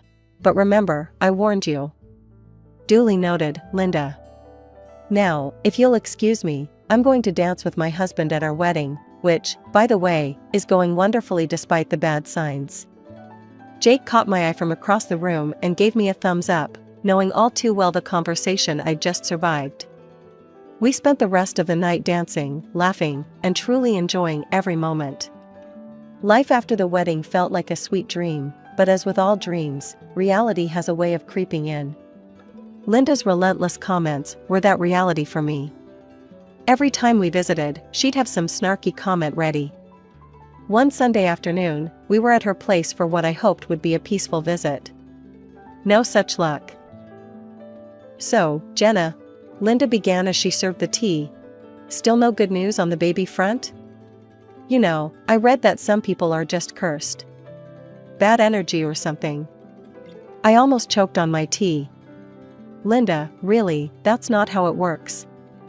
We've seen the doctor, everything's fine. These things take time." "Time, huh? Or maybe it's just not meant to be." She shrugged, sipping her tea like she hadn't just suggested my uterus was cursed. I was fuming, but Jake squeezed my hand under the table, a silent plea to keep my cool. Changing the subject, I mentioned our latest big project. "Actually, we've been house hunting. Found a great place, and we're thinking of putting down an offer." Linda perked up, her interest obviously piqued. "A house, huh? And how are you affording that?" "Jake's doing well, but houses aren't cheap." I was proud of our independence and financial stability. "Actually, I've been doing really well with the app development. We're putting in equal amounts." She scoffed, setting down her cup a little too hard. "Well, isn't that convenient? Living off my son and now spending his money on a house. It's classic, really." We left soon after, but her words stung. It was the same old song, no matter how hard I worked or what I achieved. The house buying process was a breath of fresh air compared to dealing with Linda. We found a beautiful place, perfect for us, and moved in a couple of months later. I thought owning our new home would prove to Linda that I wasn't the gold digger she painted me to be. But instead, it just fueled her fire. At our housewarming, which Linda attended out of familial obligation more than anything, she pulled me aside while Jake was busy with other guests. "Must be nice, living large on someone else's dime. But we both know the truth, don't we? Just make sure he doesn't find out about your little side flings," she hissed, glancing around to make sure no one else could hear. I stared at her, shocked and angry. "What are you even talking about? I've never cheated on Jake, and I never would. How dare you?" She just smirked and walked away, leaving me there, fuming. Later, I heard through the grapevine that Linda was spreading rumors about me being a freeloader and cheating on Jake. That was the last straw. I confronted Jake when we were alone. "Your mom's saying things, awful things about me. I don't know how much more I can take." Jake was furious. "She what? That's it. I'm going to have a word with her. This has to stop." He did, and he told Linda she needed to back off or she wouldn't be welcome in our home anymore. She didn't take it well and called me the next day, furious. "You're trying to cut me off from my son, you witch. I know what you're up to, bringing men into the house when Jake's gone. Don't think I don't know." Her words were like venom, but they didn't hold any power over me anymore. "Linda, believe what you want, but I'm telling you now, stop spreading lies about me, or you'll regret it. This is my home, and I won't be harassed in it." Things had quieted down since we limited Linda's visits, but calm in my life seems to be just the quiet before another storm. This new trouble started innocently enough, just a feeling that something was off. It began at the local grocery store. I was loading bags into the car when I got this prickly feeling on the back of my neck, like someone was watching me. I glanced around and caught a glimpse of a man at the far end of the parking lot. He was just standing there, staring. It was weird, but I brushed it off as paranoia. The next sighting was at the cafe down the street from our house. The same man, sitting 2 tables away, pretending to read a newspaper, but clearly watching me. My heart started pounding. Was I being followed? When I saw him a third time, just standing across the street from our house, that's when I really freaked out. This was no coincidence. This guy was tracking me. I told Jake about it that night. "Babe, there's this guy, I've seen him around a lot lately, and it feels like he's following me." Jake looked concerned, but he was trying to be the rational one. "Are you sure? Maybe you're just overworked and stressed. Why don't you take a break for a few days? Do some of that yoga you love, chill out a bit?" I wasn't convinced, but I decided maybe a break would help. I started doing yoga again, tried to meditate, but that nagging feeling wouldn't leave me. I was constantly looking over my shoulder, jumping at shadows. One afternoon, I had enough. I was going to prove I wasn't imagining things. I went to the same grocery store, and sure enough, there he was. This time I confronted him. I walked straight up to him, my phone camera ready. "Why are you following me? Who are you?" The man looked startled, then tried to walk away, but I was too quick. I snapped a few pictures. "I've called the cops," I lied. He stopped, a look of panic crossing his face. "Wait, listen, I'm not here to hurt you. I'm a private investigator." "I'm sorry, I can't say more." In the evening, we ran into him again in the parking lot of our house. Jake confronted him, grabbing him by the collar. "You better start talking, or I'm calling the cops right now." The man finally broke. "Look, I was hired by your mother. She wanted proof of infidelity. I swear, I didn't find anything, because there's nothing to find." Jake called Linda immediately. "Mom, what the hell are you doing? Hiring someone to spy on Jenna? Don't come to our house again. You're not welcome here anymore." The next day, Jake was all action. He had security cameras installed all around the house. "If she's pulling stunts like this, who knows what she'll do next," he said, anger lacing his every word. After all the drama with Linda and that creepy PI, Jake suggested something I couldn't have been happier about: a vacation. Just the two of us, away from all the chaos, somewhere I could breathe without feeling like someone was always watching. We ended up at this cozy little beach town, with nothing but the sound of waves and seagulls to keep us company. It was perfect. For the first time in what felt like forever, I could just sit, read a book under the sun, and not worry about secretive glances or hidden agendas. When we got back home, I was brimming with a sense of peace. That peace only grew when I discovered something incredible: I was pregnant. After years of trying and facing Linda's harsh words, it had finally happened. But with the joy came a wave of protectiveness. Given everything with Linda, the last thing I wanted was to put our little bubble of happiness at risk. So, we decided to keep the pregnancy under wraps, especially from Linda. "Let's just keep it between us and my folks for now," I told Jake, who was over the moon about the baby. "Yeah, I don't want my mom spoiling this with her negativity. We'll tell the world when we're ready," he agreed. Since I worked from home, hiding my growing belly wasn't as hard as it might have been. I swapped my fitted tees for looser shirts, and if I ever went out, I was all about those flowy dresses. But the thing was, my belly wasn't really showing that much. I was past my first trimester, yet there was barely a bump. I mentioned it to my doctor during one of my checkups, trying to keep the worry out of my voice. He gave me a reassuring smile. "Every woman's body is different, Jenna. Some show a lot, and some don't show much at all. As long as the scans are normal and the baby's healthy, you've got nothing to worry about." As the weeks rolled on, only Jake, my parents, and I knew about the little life growing inside me. It felt like our precious secret, a small miracle just for us. We'd sit in what would be the nursery, planning and dreaming about the future. "I think we should paint it yellow," Jake said one evening, looking around the room. "Yellow's nice. Bright and happy," I agreed, picturing our little one in their crib, the walls a sunny backdrop. This little bubble of joy was ours to cherish, and for now, that was all that mattered. Linda's shadow lingered at the edge of our happiness, but inside our home, within our little growing family, we were safe. 8 months in, and my pregnancy was now pretty obvious, no more hiding the baby bump. Jake and I decided it was time to celebrate with all our family and friends, even Linda.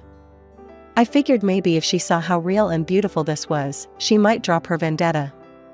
We threw a big bash at our place, decorating the backyard with lights and flowers.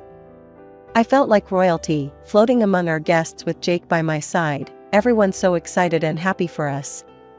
Well, almost everyone. Linda arrived late, her face stormy as ever. I braced myself for her usual antics, but hoped she'd keep it together for the sake of the day. No such luck. As I was mingling, I overheard her chatting, well, more like conspiring, with a group of relatives. "This is all a show," Linda hissed, not even bothering to lower her voice. "Mark my words, she's not pregnant. It's just a ploy to bind Jake tighter and dig into his wallet more." Her words stung, but I wasn't about to let her ruin this day. I approached her, smoothing down my dress, trying to keep my voice even. "Linda, can we talk?" She looked me up and down, skepticism written all over her face. "What's there to talk about? You think you can fool everyone, but not me." I took a deep breath, keeping my cool. "I'm really pregnant, Linda. There's a baby, our baby, Jake's and mine. Can't we put our differences aside, just for today, for the sake of the baby?" She scoffed, a harsh laugh escaping her. "You're unbelievable. Do you really think I'd fall for this charade?" Frustrated, but not wanting to cause a scene, I tried once more. "Linda, please. It's a celebration. Let's just enjoy the day." She snorted, turning away from me and heading upstairs to the second floor of our house. I hesitated, then followed her, not wanting her to spread more poison among the guests. Upstairs, I found her in the hallway, fuming. "Linda, why can't you just be happy for us? In a month, you'll see. There's a baby, a real baby." She whirled on me, her eyes cold. "There is no baby. You're a con artist, Jenna. Always have been." I felt a mix of anger and sadness, tears pricking at the edges of my eyes. "I don't know why you're doing this, but it's going to stop." Turning to leave, I started back down the stairs to the living room, eager to get away from her negativity. But as I took the first step, I felt a sharp shove from behind. My feet lost their grip, and I tumbled forward, the world turning upside down as I fell. The last thing I saw was the blur of the party decorations and the horrified faces of our guests, before everything went dark. When I finally came to, the harsh glare of hospital lights and the steady beep of monitors greeted me. I was disoriented, my body aching all over. I turned my head and saw Jake, sitting next to me, his face pale and drawn with worry. He immediately leaned closer, taking my hand. "Jenna, thank God you're awake. How do you feel?" "Where's the baby?" I asked, panic rising in my chest before I could even gauge my own pain. Jake's eyes were filled with concern, and he squeezed my hand tighter. "They had to, they induced labor, to save him after your fall. He's on support, but he's fighting." Tears welled up in my eyes, and a sob choked me. "Is he going to be okay?" I managed to stammer between breaths. "They're doing everything they can," Jake assured me, brushing a tear from my cheek. As I lay there, the memories of the fall flashed through my mind, the shock of being pushed, the terrifying tumble, Linda's face just before I turned to descend the stairs. "Jake," I said, my voice firmer despite the fear. Linda pushed me. She did it. Jake's face contorted with confusion and distress. "What? No, Jenna, it must have been an accident." "It wasn't," I insisted, feeling a surge of frustration. "Check the cameras. Please, just look." He nodded, standing up stiffly, his movements betraying his own fear and turmoil. After a few tense minutes, he returned, his face ghostly. "I saw it," he said quietly. "You were right. It's all there on the video. My mom pushed you." His next action was to call the police. I could only hear his side of the conversation, his words clipped, his tone a mix of anger and disbelief. When he hung up, he explained that they were taking his mother into custody. The next few days were a blur. Our son, tiny and fragile, fought for his life in his glass little bed, surrounded by beeping machines and bustling nurses. I prayed every moment I was awake, my heart living in that incubator with him. Linda was charged and brought to trial. Her defense was absurd. She claimed it was all a joke, that she'd wanted to prove I was lying about my pregnancy. I didn't mean any harm, she told the court. I just wanted everyone to see the truth. But the evidence was undeniable. The video didn't lie. The judge sentenced her to 2 years and ordered her to pay restitution. The sale of her house would cover the medical expenses and rehabilitation for our son. Months rolled into a year, and our little boy grew stronger every day. The rehabilitation was tough, endless appointments and therapies. But he was a fighter, and slowly, he caught up to his peers. By his 2nd birthday, you couldn't tell he had such a rough start. Jake and I were a team through it all, our bond solidified through the trials we'd faced. As for Linda, her actions had severed any chance of reconciliation. I made it clear, and Jake agreed, that she was not to be part of our lives or our son's life. It was a harsh decision, but necessary for our family's well-being. And as I watched our son, healthy, happy, and vibrant, it felt like the entire universe had shifted, aligning just for us, in spite of everything. Linda's shadows no longer lingered. All that remained was the light of our little family, stronger and more radiant than ever. I'm Lana. I've been the woman of the house since I was 12 when Mom passed. Dad did his best, but with little Jack needing so much, I stepped up big time. I never made it to college. Money was always tight, and dreams had to wait. Instead, I dove headfirst into work straight out of high school, landing a gig at a small ad agency. Jack's the brainy one, clever as they come. I scrimped and saved every dime I could to get him through college. He graduated top of his class, landed a job at some fancy trading company, and shot up the ranks like a rocket. Tonight, though, wasn't about Jack or bills or work. Tonight was about letting loose for once. My best friend, Mia, dragged me out to this swanky party downtown, said I needed to unplug and unwind. So here I was, squeezed into a dress I last wore when I thought low-rise jeans were a good idea, nursing a drink and feeling out of place among the glittering crowd. Mia was off mingling, leaving me leaning against a wall, scanning the room. That's when I saw him, Lucas. He stood out, not just because he was ridiculously handsome, with that annoyingly perfect hair, but because he laughed like he meant it, eyes crinkling, head thrown back. Way out of my league, right? But life's funny sometimes.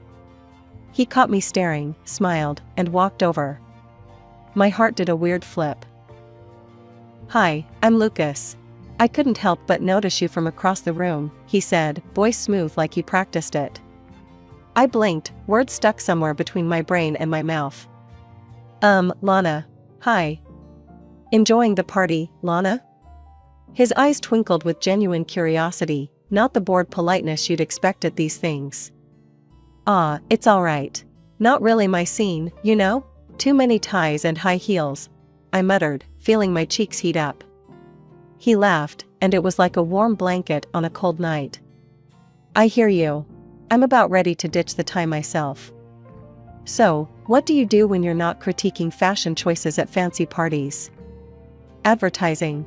Well, more like wrangling ads and hoping people click on M more than they ignore M, I said, warming up to his easy demeanor. Sounds like a challenge. I'm in software myself. And speaking of challenges, how about we challenge each other to a dance? This party could use a little livening up, he offered, hand outstretched. The music was some kind of jazz electronic fusion, the beat just right.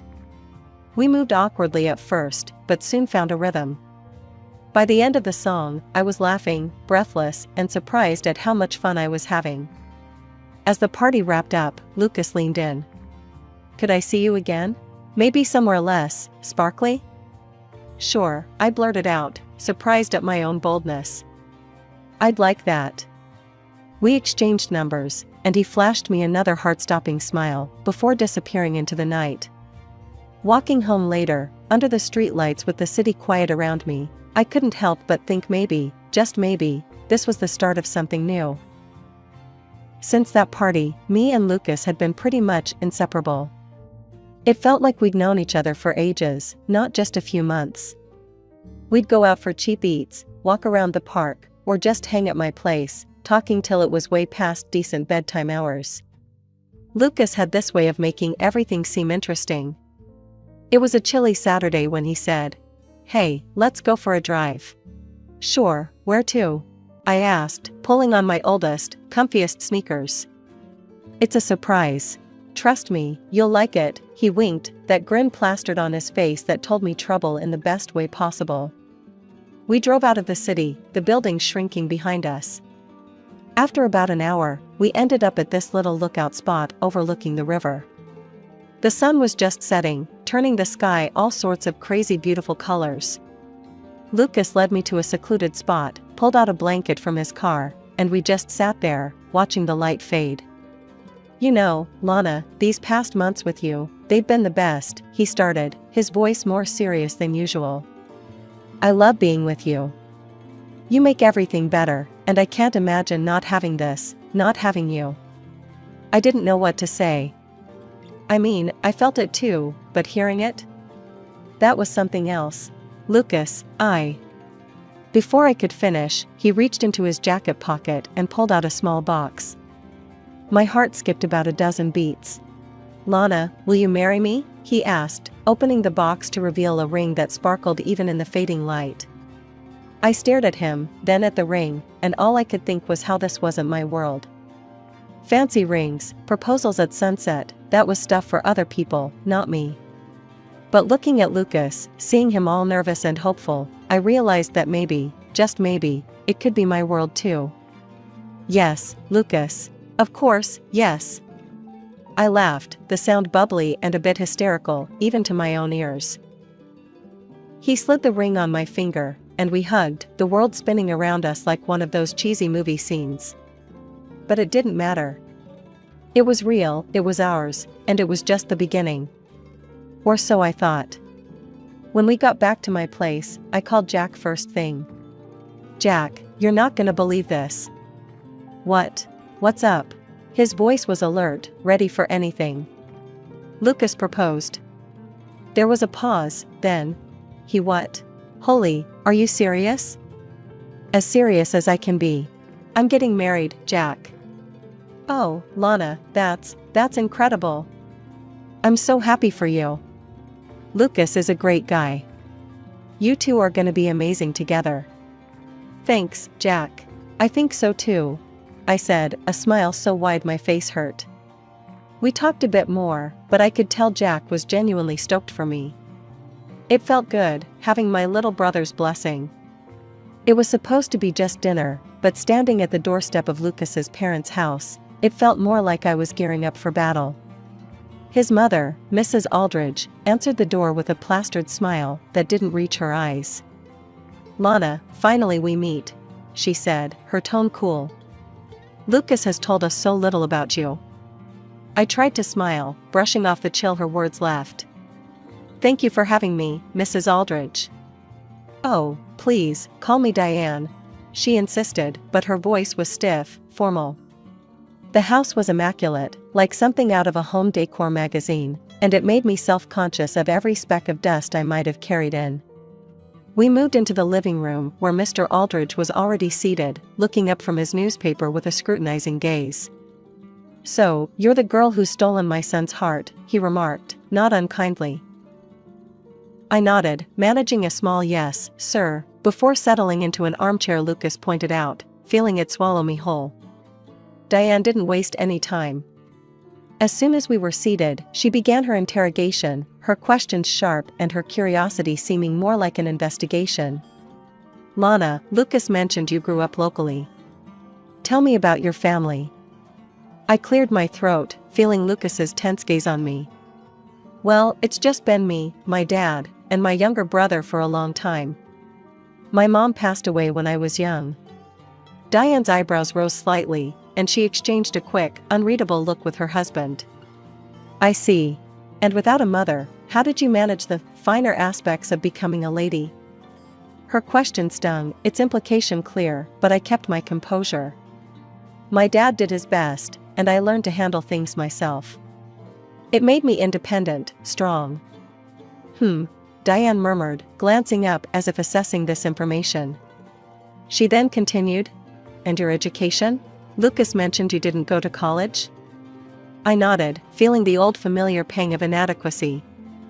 "Yes, I went straight into work after high school. I built a career in advertising from the ground up." Diane's smile thinned. "Fascinating.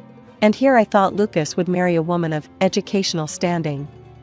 Her tone was polite, but the underlying criticism was palpable. Diane turned to call for a servant. "A glass of water, please." She turned back to me, popping a pill into her mouth as soon as the water was handed to her. I sometimes need a little something to help me digest, surprises. The dinner progressed painfully. Each course served was like another round in an unspoken contest I didn't sign up for. Lucas tried to change the topic to lighter subjects, but his attempts fell flat as his father suddenly dropped a bombshell. "Tell me, Lana," Mr. Aldridge said, his voice carrying across the table. "Is there perhaps another reason for this rushed engagement? You aren't expecting, are you?" My face heated up at the blunt question. "No, sir," I replied, my voice a mix of shock and indignation. "It's not like that at all." As dinner wrapped up, I felt defeated, the weight of their judgments pressing down on me. I looked to Lucas for support, but he was preoccupied, his attention more on his phone than the conversation. It hurt, seeing him so detached when I needed him most. The months leading up to the wedding were a blur of appointments, decisions, and constant second-guessing, mostly thanks to Diane. She had a knack for making the simplest choices feel like life or death decisions. Jack was my rock through all of it, always ready to lend an ear or a hand. Jack and I were in the middle of discussing table settings one afternoon when I got a call from her. I put her on speaker so Jack could listen in, a grimace forming on my face as I braced for the onslaught. "Lana, are you sure you want to go with these colors? I mean, they're a bit, well, plain, don't you think?" Diane's voice would always drip with a blend of disdain and false concern.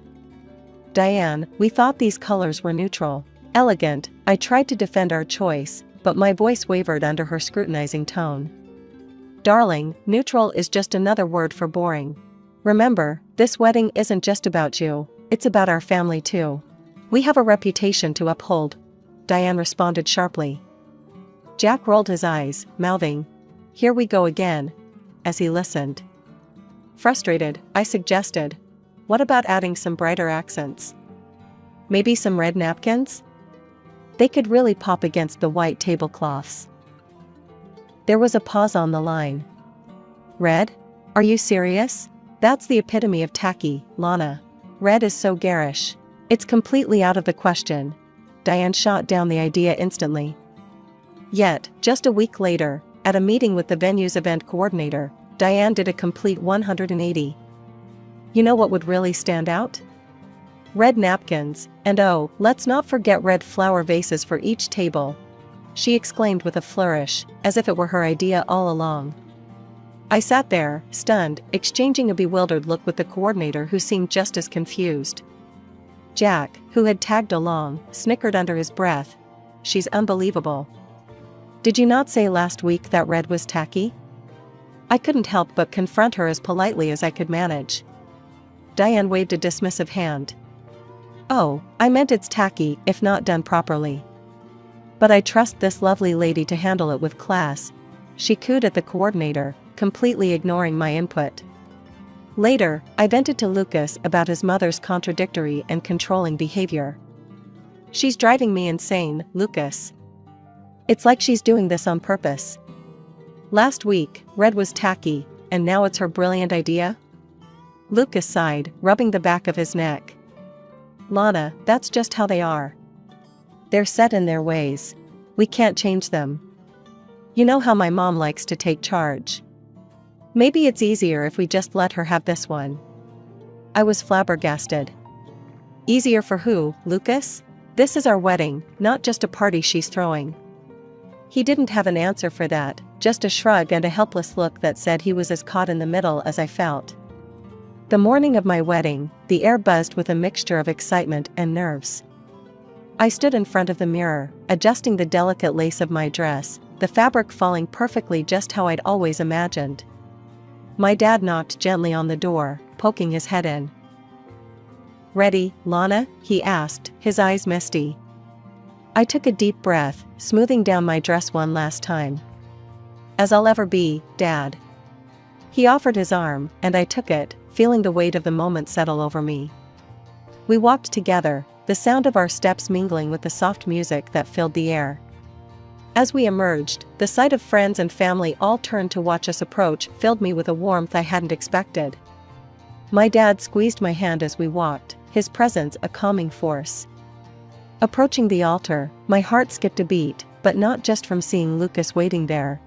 His mother, Diane, was dressed entirely in black, her outfit more suited to a funeral than a wedding, complete with a large hat covered by a black veil. It was a shock, a stark contrast to the sea of cheerful colors around her. I glanced at Lucas, searching for some sign of reaction, but he stood there, stoic and seemingly oblivious to the absurdity of his mother's attire. We reached the altar, and Dad handed me over to Lucas, with a tearful smile. I hugged him tightly, whispering a thank you that caught in my throat as emotions threatened to spill over. The ceremony proceeded, and it came time for the speeches. I took a deep breath, turning to address the gathering, my hands shaking slightly as I held my notes. "I want to start by thanking my dad," I began, my voice strong, despite the shaking. "Dad, you raised Jack and me on your own, sacrificing so much to give us a life full of love and laughter. You taught us the value of hard work and the importance of sticking together." A murmur of agreement rippled through the crowd, and I saw Dad wiping away tears, his chest swelling with pride. "I also want to thank Lucas's parents, Diane and Michael, for raising such a wonderful man," I continued, turning towards them with a respectful nod. "Lucas is kind, intelligent, and caring, qualities that are a direct reflection of both of you." As I spoke these words, Diane's sobbing became louder, her cries theatrical as she lamented, "Today is a day of mourning. I have lost my son to this unworthy woman." The crowd shifted uncomfortably, the tension thick in the air. Lucas, face flushing red, stepped up to speak next, his mother's sobs still echoing around us. "I want to thank my parents for everything," Lucas began, his voice steady, but his eyes avoiding mine. "For your love, your guidance, and your unwavering support." As he continued, I felt a pang of hurt. He didn't mention my dad, not even a nod to his efforts or the bond we shared.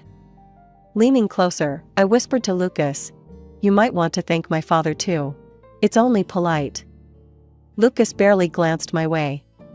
His omission stung, a sharp reminder of the divides between our families, and the support I felt slipping away. A moment later, Diane, clad in her dark attire, rose from her seat with a flourish. The chatter around the room hushed as all eyes turned to her.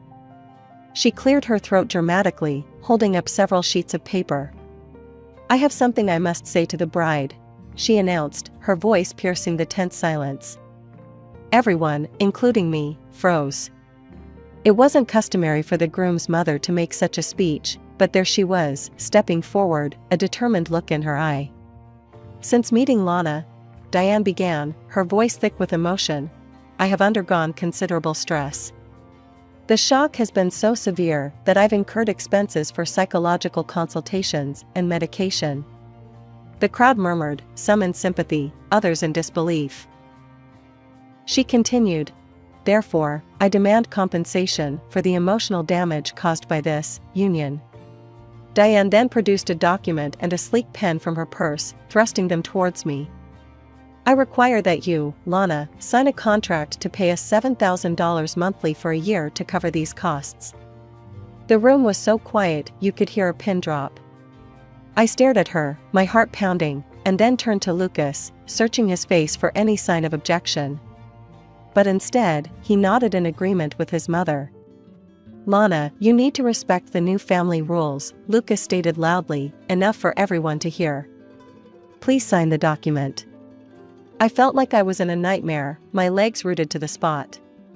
Before I could process the humiliation, Jack, who had been a silent spectator until now, stood up and strode towards me. His face was set, his jaw clenched. "This is ridiculous."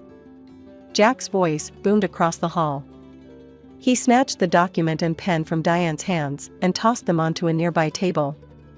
"I won't let anyone treat my sister this way." He turned to address the crowd, his voice filled with passion. "Everyone, I thank you for being here on what should have been a joyous occasion. But I cannot stand by and watch as my sister is insulted and demeaned."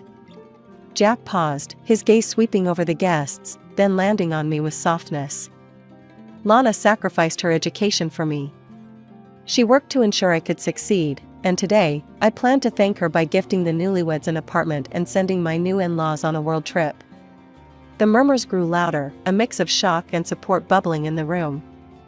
However, Jack's voice grew stern. "Seeing how they've treated her, I can't allow this marriage to proceed. Lana deserves better." He stepped forward, placing a protective arm around my shoulders. "There will be no wedding today. Please, take your gifts and go home. The apartment and the trip will go to my sister, she deserves a vacation." The room erupted in applause, some guests standing to clap louder. The echoes of applause were still ringing in the hall when Mr. Thompson, the president of the company where my brother worked, stepped up to the altar. "Ladies and gentlemen," Mr. Thompson began, his voice firm and carrying effortlessly.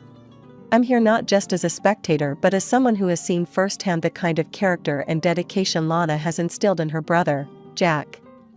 He nodded towards me, a serious look on his face. Turning to my father, he extended his hand, which Dad shook, overwhelmed by the unfolding events. "Sir, you've raised a remarkable daughter and a son who stands by his family with unwavering loyalty and integrity." The room filled with another round of subdued applause. Mr. Thompson then turned sharply towards Lucas, who was already looking quite shaken. "And now, to you, Lucas." Lucas's face was pale, his eyes darting nervously. "Lucas, I offered you a position in our company at the recommendation of Jack," Mr. Thompson continued, his tone hardening. "However, in light of today's revelations and your apparent lack of respect and support for your would-be wife, I must set new rules for our company.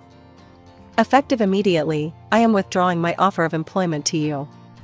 The room gasped, the weight of his words not lost on anyone, especially not on Lucas, who staggered slightly as if he'd been physically hit. Lucas's mother burst into loud, wailing sobs. "This is all your fault," she screamed at me, pointing a trembling finger. "You've ruined my son's career." As the guests began to disperse, the atmosphere was thick with a mix of shock and support. Some approached to offer their condolences, others their congratulations for dodging a bullet. Lucas stood off to the side, his figure slumped, the realization of his losses sinking in. Jack, ever the protector, didn't leave my side. "Come on, Lana. Let's get you out of here and to your new apartment. You need a fresh start, away from all this drama." When we arrived at the apartment Jack had gifted me, I was taken aback by the modern layout and the comforting ambience. "Jack, this is amazing," I murmured, taking in the view from the large living room window. "It's all yours, Lana. No strings attached, no unfair compromises. Just a place where you can be yourself and figure out what you want next," Jack said, draping an arm around my shoulders. 3 months had whisked by since the day that should have tied me down, but instead set me free. Here I was, miles away from home, on a journey around the world with Dad and Jack, the very trip Jack intended for those who never deserved it. As our plane cut through the clouds toward our next destination, I couldn't help but feel the vast distance from everything that had tried to confine me. Jack nudged me as I stared out the window. "Thinking about how high we are, or just daydreaming about pastries from that Parisian cafe?" I laughed, shaking my head. "Honestly, just enjoying the distance from all the drama." The conversation drifted to lighter topics, laughter filling the spaces between us. But amidst the casual banter, my thoughts sometimes drifted back to Lucas and his mother. Word had it that Lucas turned into a pariah in the business world, doors slamming shut as his reputation tanked, thanks to his own actions and his mother's antics. And Diane, once a social butterfly, found herself shunned, her schemes and demands at the wedding reaching legendary status among her circles. It was a fitting end to their saga, one might think, but I seldom let my mind linger there. Instead, I focused on the journey. It was on a sandy beach in Thailand, watching the sunset paint the sky with strokes of orange and pink, when I met Alan. He was there with his little daughter, Mia, building a sandcastle near where Dad, Jack, and I were lounging. Mia came bounding over to us with a shell in her hand, offering it to me with a shy smile. "This is pretty, thank you. What's your name?" I asked her. "I'm Mia. That's my daddy." She pointed to Alan, who was now walking towards us, a friendly grin on his face. "Hope she's not bothering you," Alan said as he reached us, his voice warm. "Not at all," I replied, handing Mia back her shell. We were just admiring her shell collection. Alan sat down with us, and we started chatting. He was from Australia, a widower taking some time to travel the world with his daughter. As days turned into weeks, our paths crossed often, between guided tours and hotel stays. Alan and I found ourselves sharing stories over coffee while Mia and Jack concocted sandcastles and adventures. It was easy, comfortable, and something about him felt like home. One evening, as we watched the sunset, Alan turned to me. "Lana, I know this trip is a reset for you, but when we get back, would you want to maybe see where this could go?" I looked at him, at the honest hope in his eyes, and felt a surge of warmth. "I'd like that, Alan. Let's see where it goes." As the trip neared its end, my heart was full. Not just from the adventures and the break from my past life, but from the possibility of a new beginning. With each country we left behind, I felt less of the old ties that bound me and more of the new connections that beckoned. My name's Anna. I work as an economist for a big firm in the city. Numbers have always been my thing, but personal equations? Those I figured out the hard way. Life was on a predictable track until Mom got sick. It was just her and me after Dad passed away when I was a teenager. She was more than just a mom, she was my rock. When she got diagnosed with a condition that needed full-time care, I did the only thing that made sense. I sold her cozy house and moved her into a top-notch nursing home. The kind of place with gardens, 24-hour care, and even a piano in the lounge where she used to play her favorite tunes. It cost a fortune, but seeing her smile, playing those keys like she was young again, made every penny worth it. I remember one evening, after a long day of crunching numbers and balancing budgets, my boss, Lucy, dragged me to this party. Lucy's the head honcho at our firm, and despite her tough exterior, she's been my pillar through thick and thin. "Come on, Anna, you need to let your hair down every once in a while," she had said, her arm slung over my shoulder as we walked into the loud, crowded room. I was fumbling with my purse when I bumped into him, Ethan. He was all charm, from his crooked smile to his sparkly eyes. "Sorry, didn't see you there," he chuckled, handing me back my purse, which had landed at his feet. "It's all right, happens to the best of us," I replied, trying not to get lost in his deep blue eyes. As the evening rolled on, it turned out Ethan was the friend of a friend, and we got talking about everything from work to our favorite old movies. Turns out we both had a soft spot for old-school jazz and spaghetti westerns. Lucy and I both took a liking to him, but it was clear Ethan had eyes only for me. Lucy noticed, but she was cool about it. After he asked me out, she pulled me aside, her drink in hand. "He's cute, but if he messes with you, I'll kick his ass," she half-joked in her usual no-nonsense manner. Ethan and I started dating soon after. It was all dinners, long walks, and nights spent talking about everything under the stars. He was different, kind, attentive, and he made me laugh. God, did I laugh during those first few months.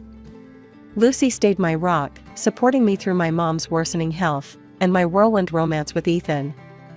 When Ethan proposed, it was Lucy who helped me pick the dress, set up the venue, and even calmed my nerves right before I walked down the aisle. Married life kicked off like a dream. We'd wake up late on weekends, brew strong coffee, and talk about our future. And like any newlywed couple, we had our hearts set on finding the perfect nest, our own little corner in this big, bustling city. We spent countless Sundays driving around, peering at for sale signs, and dragging ourselves through endless open houses. The thrill of the hunt was real, but so was the sticker shock. I still remember Ethan's face the first time we looked at a house within our budget. 300 grand for this? Are they out of their minds? He blurted out as we toured a particularly cramped two-bedroom that looked more like a rundown shack than a cozy love nest. Maybe we're rushing into this. We could save up a bit more, give it another year or two. His words made sense, and honestly, the pressure to find a house right away was eating at me too. Yeah, maybe you're right. No need to rush. We've got plenty of time, I agreed, squeezing his hand. So, we put the house hunt on pause.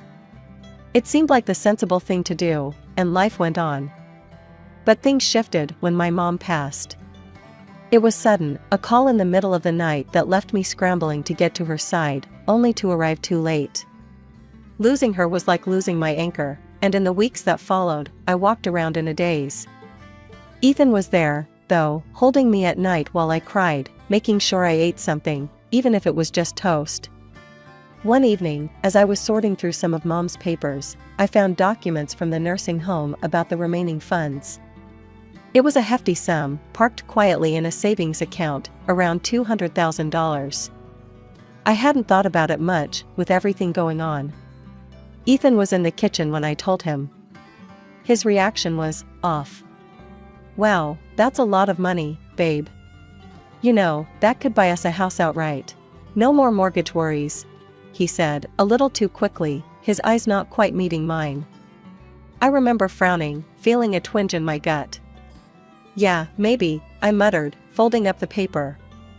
But let's think about it, okay? It's all pretty fresh. Sure, he replied, but there was a note in his voice that I couldn't place. Something that made me watch him a little more closely as he turned back to chopping vegetables, his knife tapping rhythmically against the cutting board. After what felt like an eternity of house hunting and countless discussions, Ethan and I finally bought our dream home. We settled on a charming little place not too far from the city center, but still with enough backyard space for maybe a dog or two down the line. We did it, babe, I said to Ethan as we stood in our new living room, boxes stacked around us waiting to be unpacked. Yeah, we did, he smiled, wrapping his arms around me. This is all ours. The house quickly turned into a project of love. We painted, decorated, and turned it into a home. Our weekends were filled with trips to furniture stores and discussions over coffee about which curtains matched the living room decor better. It was exhausting, but thrilling. A couple of months into our new homeowner bliss, Ethan suggested we visit his mom for dinner. It's been a while, and she keeps asking about the house, he said one morning, looking up from his phone. I had only met his mom a few times. She lived on the outskirts of a small village, surrounded by forests and fields. Her house, much like her lifestyle, was quaint but cluttered with jars of herbs and tinctures. She was a firm believer in natural remedies and often boasted about curing a cold with nothing but a special tea or a concoction of her own making. When we arrived, the aroma of something herbal wafted through the air. Ethan's mom, Martha, greeted us warmly but looked a bit pale. Oh, I've just been feeling under the weather, she explained as she led us into the kitchen where dinner was laid out. Have you seen a doctor? I asked, concerned, as we settled around the table. Martha scoffed, shaking her head vigorously. No, I don't trust those doctors. I've got my own remedies. She gestured towards the countless jars lining the shelves. During dinner, Martha's cough seemed to worsen, and she casually mentioned, You know, Anna, maybe you could stay for a few days, help me out around here with some things? I was caught off guard.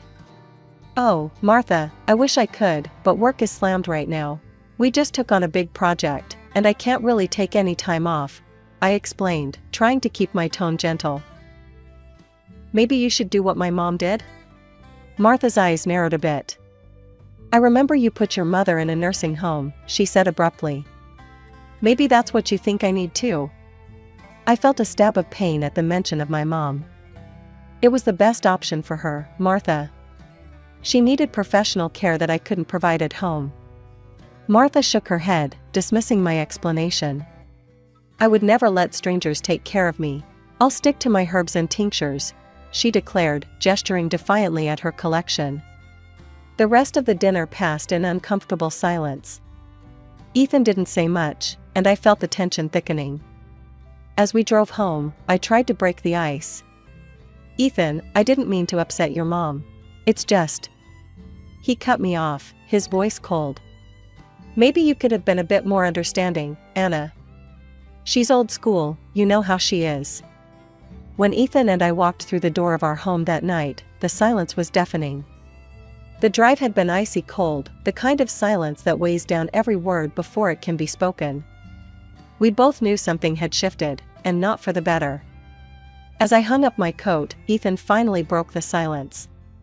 "Anna, do you even love me?" His voice was a mix of frustration and disbelief. I turned, startled by his question. "What? Of course, I do. Why would you even ask that?" He paced a bit before stopping in front of me, his eyes searching mine. "Because you wouldn't stay to help my mom. If you loved me, you'd care about my family too." I was taken aback. "Ethan, I do care. I've always supported your relationship with your mom. But I can't just drop everything, Anne." "And what? Lie there?" he snapped. "That's exactly what I'm talking about. You're not willing to make sacrifices." His words hung in the air, and I could feel the tension spike. Then, he added something that rocked me to my core. "Maybe I was wrong about us. If you can't support me with this, maybe we shouldn't be together." I was speechless, my mind racing. This was not the man I married. The man I loved was understanding, compassionate. Not the stranger making ultimatums. With nowhere else to turn, I called Lucy. Her phone rang a couple of times before she picked up. "Hey, Anna, everything okay?" I poured out everything, from the dinner with Martha to Ethan's harsh words and the looming threat of divorce. Lucy listened quietly, only interjecting to clarify a point or two. After I finished, she was silent for a moment. Then, "That's rough, Anna. But you know what? You did what you could. You can't just upend your life because Ethan or his mom expects you to. And threatening divorce? That's manipulative, Anna. You see that, right? Talk to him when things have cooled off." The next few weeks were tough. Ethan became more withdrawn, barely helping around the house, always buried in his phone or out for long walks alone. Whenever his mom called, he'd put her on speakerphone, ensuring I heard every complaint about her health and how she was sure she'd die without our help. Each call ended with a significant look in my direction, a silent accusation. "Anna, please, think about it. I'm not getting any better," Martha would plead, her voice loud and clear from the speaker. Ethan would glance over at me, his eyes hard. "You hear that, Anna? She needs us." But I couldn't bring myself to give in, not like this, not with guilt as the driving force. I knew I had to stand my ground, but with each passing day, the gap between Ethan and me widened, filled with unsaid words and unresolved tensions. 2 weeks later, Lucy and I were at our favorite cafe, a little spot we'd often escape to during work breaks. The noise of the city faded as we sipped our coffee and delved into our worlds, hers, the office, mine, increasingly tangled and dark. "So, what's up?" Lucy asked, her eyebrows knitting together as she noticed my distracted look. I stirred my coffee, the sugar dissolving like the last bits of my patience. "It's Ethan and his mom. Things are getting weird, Lucy. More than just the usual family drama." Lucy leaned in, her interest piqued. "Weird how? What's he doing?" "He's pushing really hard for me to move in with his mom, like, obsessively. And he's been weirdly secretive. Something's off," I said, feeling the weight of my words. Lucy's face hardened. "You think he's up to something? Anna, you might want to check this out properly. Maybe hire a private detective? See what he's really up to." 2 days later, I met with a detective, a gruff man with sharp eyes, named Mike. I explained everything, how Ethan's behavior had shifted, his sudden insistence on his mother's house. Mike listened, jotting down notes. "We'll see what we can dig up. It does sound like he's hiding something. Give me a couple of weeks." Those weeks were long. Each day, Ethan's coldness turned our home into a silent battleground. His calls with his mom were now daily serenades of guilt and manipulation, always on speaker. Then, the call I was waiting for came. "Anna, we need to talk." Mike's voice was grave, even over the phone. We met at the same cafe where I had confided in Lucy. Mike laid his findings out like a deck of cards, each one worse than the last. "Your husband's in deep trouble at work. He's on the verge of being fired because of some shady deals. And there's more, he's racked up a heap of debt, all under your radar." Mike started, his eyes never leaving mine. My heart sank. "Debts? How much are we talking about?" "Enough that he's desperate. He's taken out loans against his future earnings, maxed out credit cards, the works. But here's the kicker." Mike paused, sliding a recording device across the table. I stared at it, my hands trembling as I pressed play. Ethan's voice filled the cafe, mingled with his mother's croaky whispers. "Once Anna moves in here and I get her to transfer her assets, we can handle everything. Her money will cover it all." Ethan's voice was cold, calculated. I stopped the recording, nausea rolling in my stomach. Betrayal wasn't a strong enough word for this. Mike's next words were a blur as he advised me to get legal protection. "See a lawyer, lock down your accounts. Fast." The next day, I met with a lawyer, a no-nonsense woman named Janet who specialized in family law. "We'll start by securing your accounts. Then, we'll discuss your options regarding your marriage." As I left her office, a plan forming, I felt a strange mix of relief and devastation.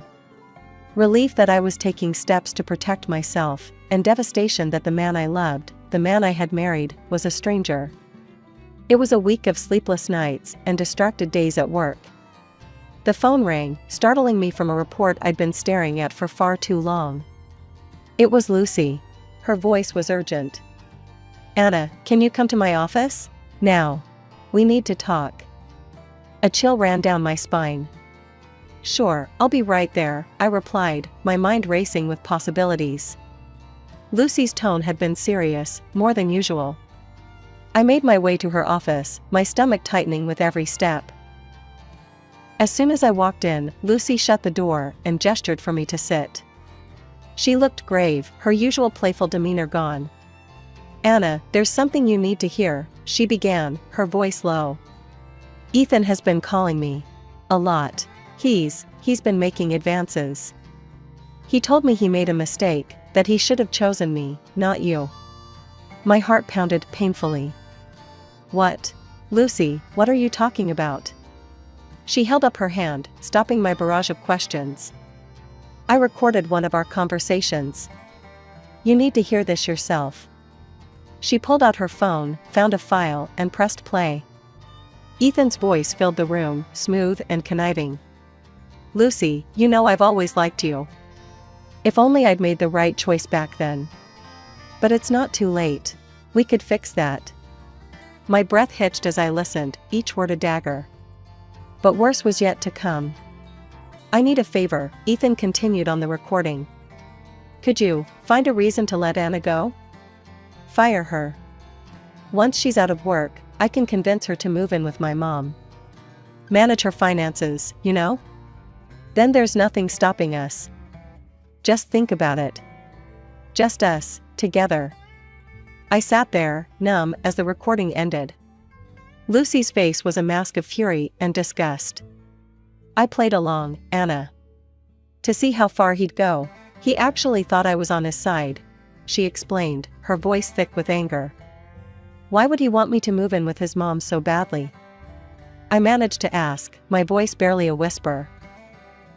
Lucy shrugged, her lips pressed into a thin line. "I don't know, Anna. But it's clear he's planning something sinister. You've got to be careful. Find out what he's really up to." I nodded, my mind a whirlwind of hurt and confusion. "I will. I just need to think about how to handle this. Whatever you need, I'm here for you. We'll figure this out together," Lucy said, her hand reaching across the desk to squeeze mine. I left her office with a heavy heart. Ethan's betrayal was deeper and more twisted than I could have imagined. All this time, his plans, his deception, it was overwhelming. That evening, as I sat across from Ethan at dinner, watching him pretend like nothing was amiss, I felt like I was seeing him for the first time. After dinner, I retreated to our bedroom under the guise of needing an early night. Instead, I lay there, staring at the ceiling, plotting my next move.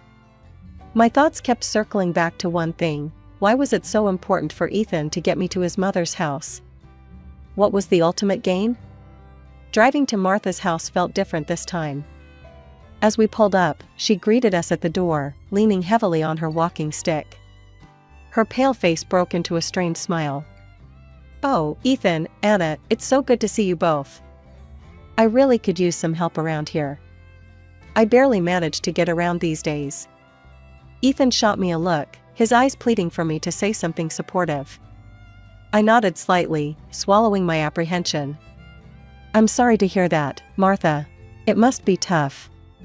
As we settled into the uncomfortable familiarity of the living room, with its shelves of dusty books and jars of herbs, Martha's complaints grew more frequent.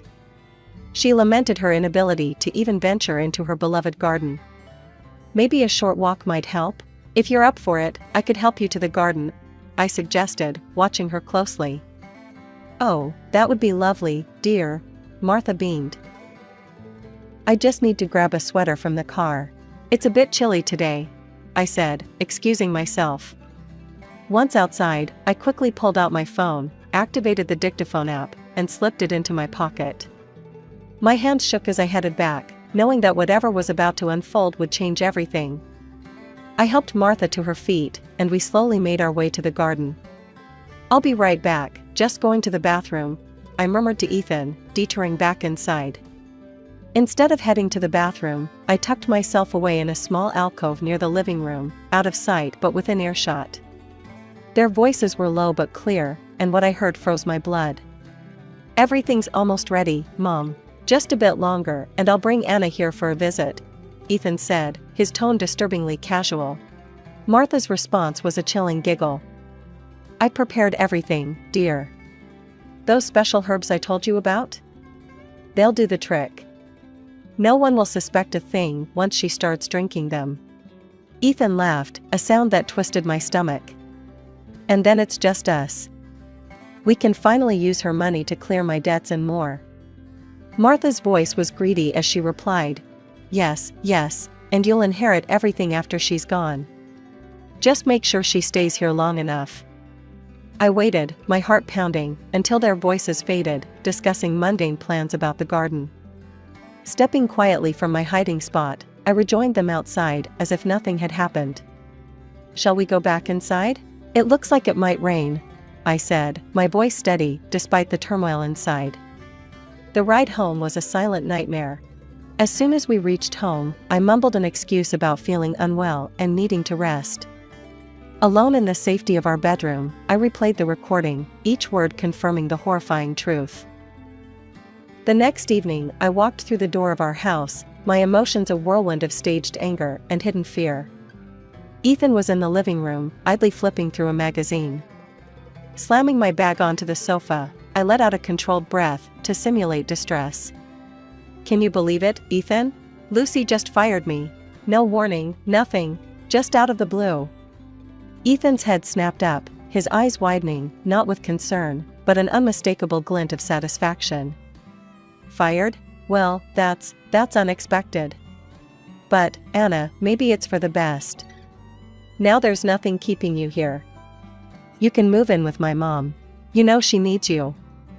The raw shock I feigned masked my boiling anger. "Move in with your mom? Are you serious? After everything, that's what you suggest?" I shot back, my voice rising in controlled indignation. Ethan stood, his expression hardening as he approached me. "Yes, I am serious. If you cared at all, you'd do this. And if you won't, maybe we shouldn't be together. Maybe a divorce will make you change your mind." His words were the cue I needed. With a grim smile, I pulled out the divorce papers from my bag, their crisp edges a symbol of my newfound resolve. "Funny you should mention that," I said, handing them to him. "I've been thinking the same thing." Ethan's face went white, but the next second, he came towards me with a menacing grimace on his face. Just then, the door swung open. Lucy and Janet, my lawyer, stepped in, their timing perfect. Ethan recoiled as if struck, the realization dawning on him that his game was up.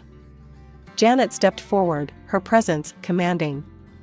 "Ethan, you can make this easy. Sign the papers, give up claims on the house and your joint savings, walk away, and we won't press charges for what you and your mother planned. We have recordings as evidence." Ethan looked like a cornered rat, his eyes darting from my face to Lucy's and then back to the lawyer. "Recordings?" he stammered, his voice barely a croak. "What recordings?" "The recordings of your conversations with your mother, Martha Miller," the lawyer clarified, her voice devoid of emotion. "Conversations that clearly outline your plan to poison Mrs. Anna Miller and inherit her assets." A strangled gasp escaped Ethan's lips. His defiance crumbled, the bluster draining from him as he looked between the three of us. With a shaky hand, he signed the papers, his future, our shared past, disintegrating with each stroke of the pen. "Good choice," Janet said, her voice cool as she collected the documents. "You'll find it's much easier this way." Lucy approached me, her hand on my shoulder. "You okay?" "Yeah, I think I will be," I replied, watching as Ethan's figure shrank, his plans and plots reduced to nothing more than memories and warnings. In the weeks that followed, Ethan's world unraveled further. Fired from his job due to the shady dealings, burdened by debts, he was forced to sell his mother's house just to stay afloat. They ended up in a rented apartment, a stark contrast to the life he had plotted to steal from me. As for me, I remained in the house that was once ours, now solely mine. Lucy and I, our friendship solidified by the ordeal, often sat in my garden, talking about everything and nothing. Life had thrown me into the depths, but I had emerged, not just surviving, but thriving. My name's Gina. I'm 38 and I live and breathe the world of wedding dresses, running my own atelier salon here in the city. It's a good life, honestly. My husband, Alex, works as an architect, and we've got 2 kids, Sam and Olivia, both in grade school. They're a handful, but in the best way possible. But family? Now that's where it gets messy. You see, my in-laws are a mixed bag. I get along great with Alex's parents and his younger brother, Mike. But Carol, Alex's older sister, is another story. She's 42, been married 3 times, and she is in constant search of a 4th victim.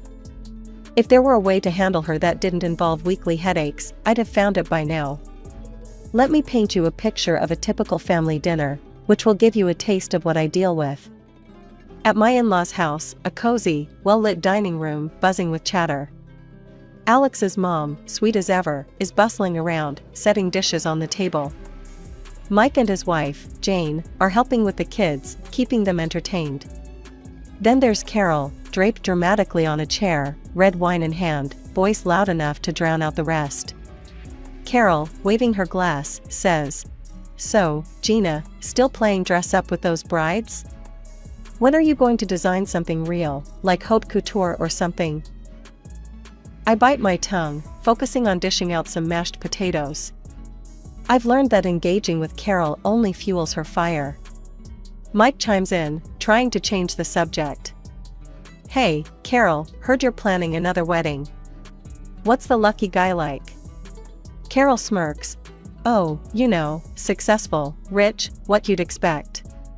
Not that you'd understand, little brother." Jane shoots me a sympathetic look. She's been in the trenches with me when it comes to handling Carol. We share an eye roll. The dinner progresses with the usual banter, some of it good-natured, some of it barbed, especially from Carol. She's got a knack for steering conversations back to her favorite subject, herself. Alex, catching my eye, gives me an encouraging nod. We're a team, after all, and dealing with Carol is just one of those family hurdles we navigate together.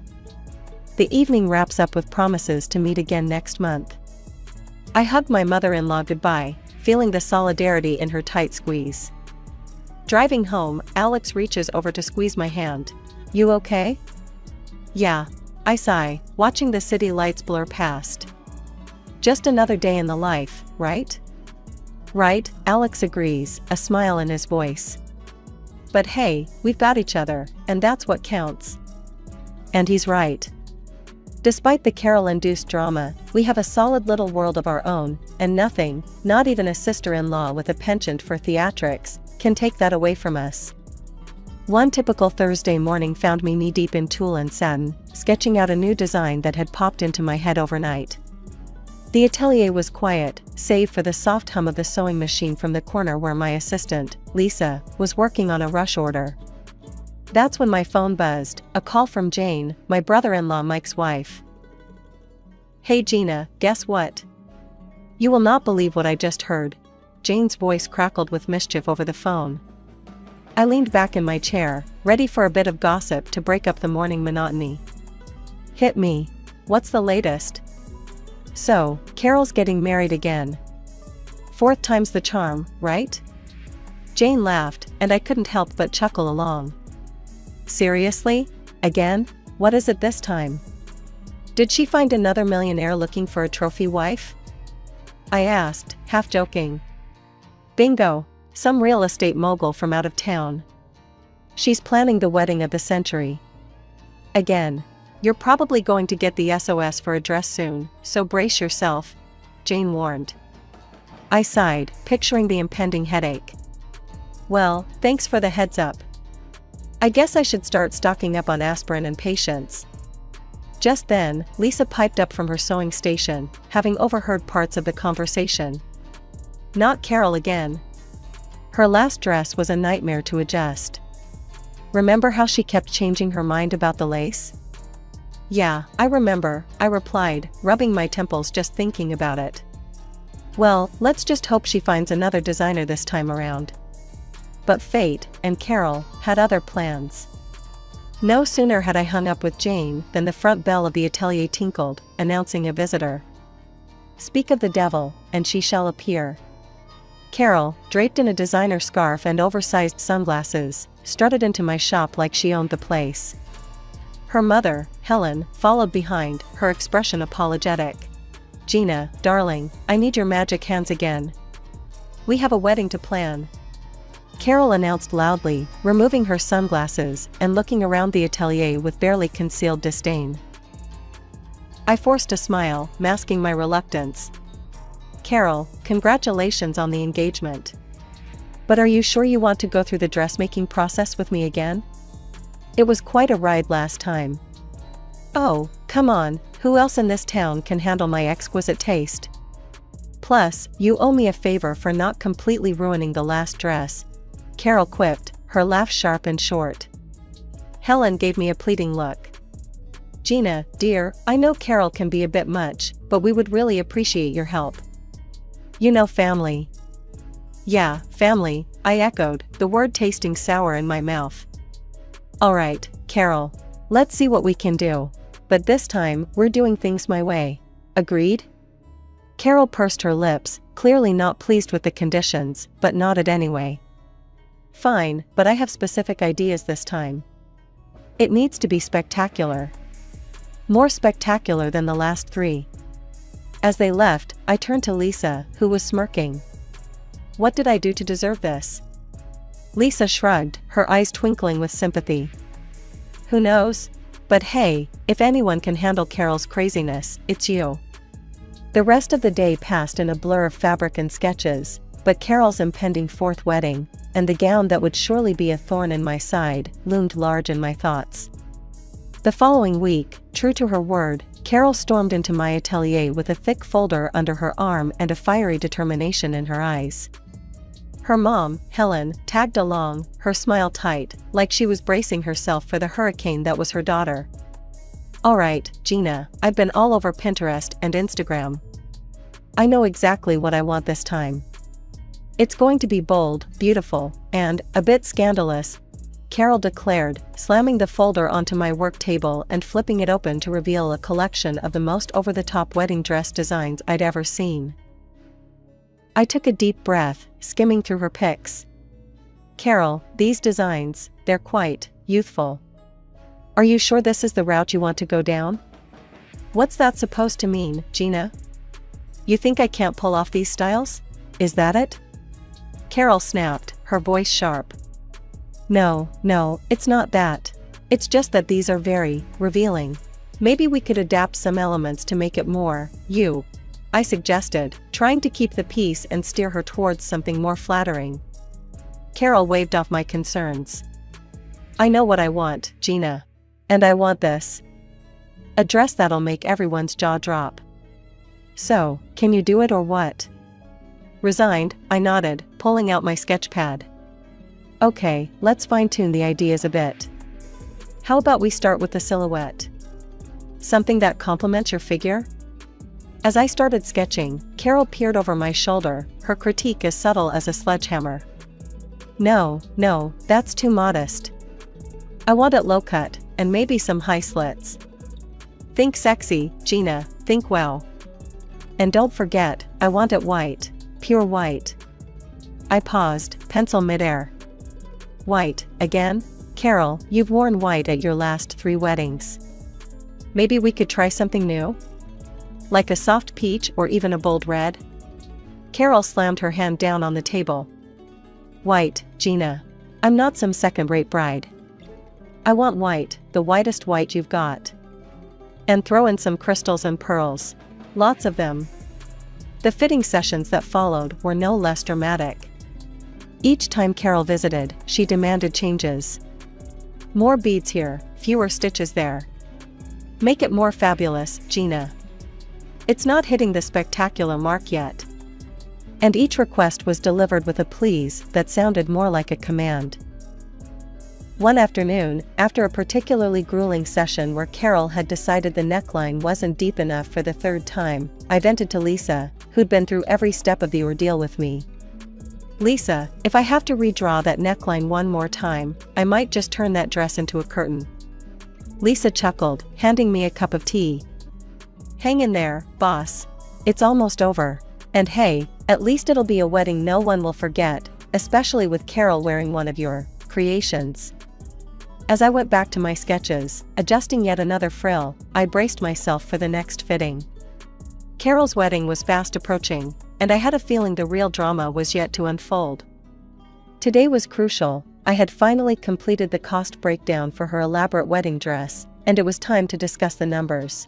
Carol swept into the atelier with her usual flair, trailing a scent of expensive perfume that lingered long after she passed by. Her mother, Helen, followed, wearing an expression that suggested she'd rather be anywhere else. All right, Gina, let's see if you've outdone yourself this time, Carol announced, barely glancing at the sketches and fabric samples laid out for her approval. I took a deep breath and handed her the itemized invoice. Here's the breakdown, Carol. Given the materials and labor, the total comes to $2,500.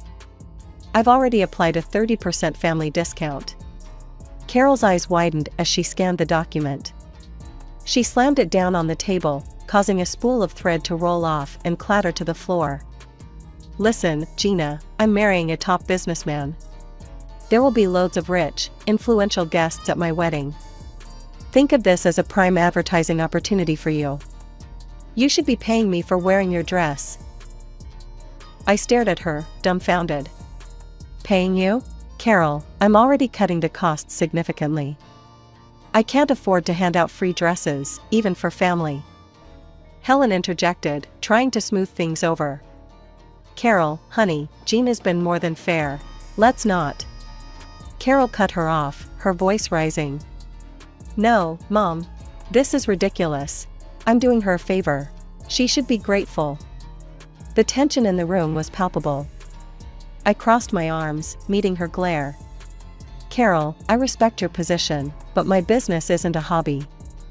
I have staff to pay and overheads to meet. I can't give away products for free, exposure or not.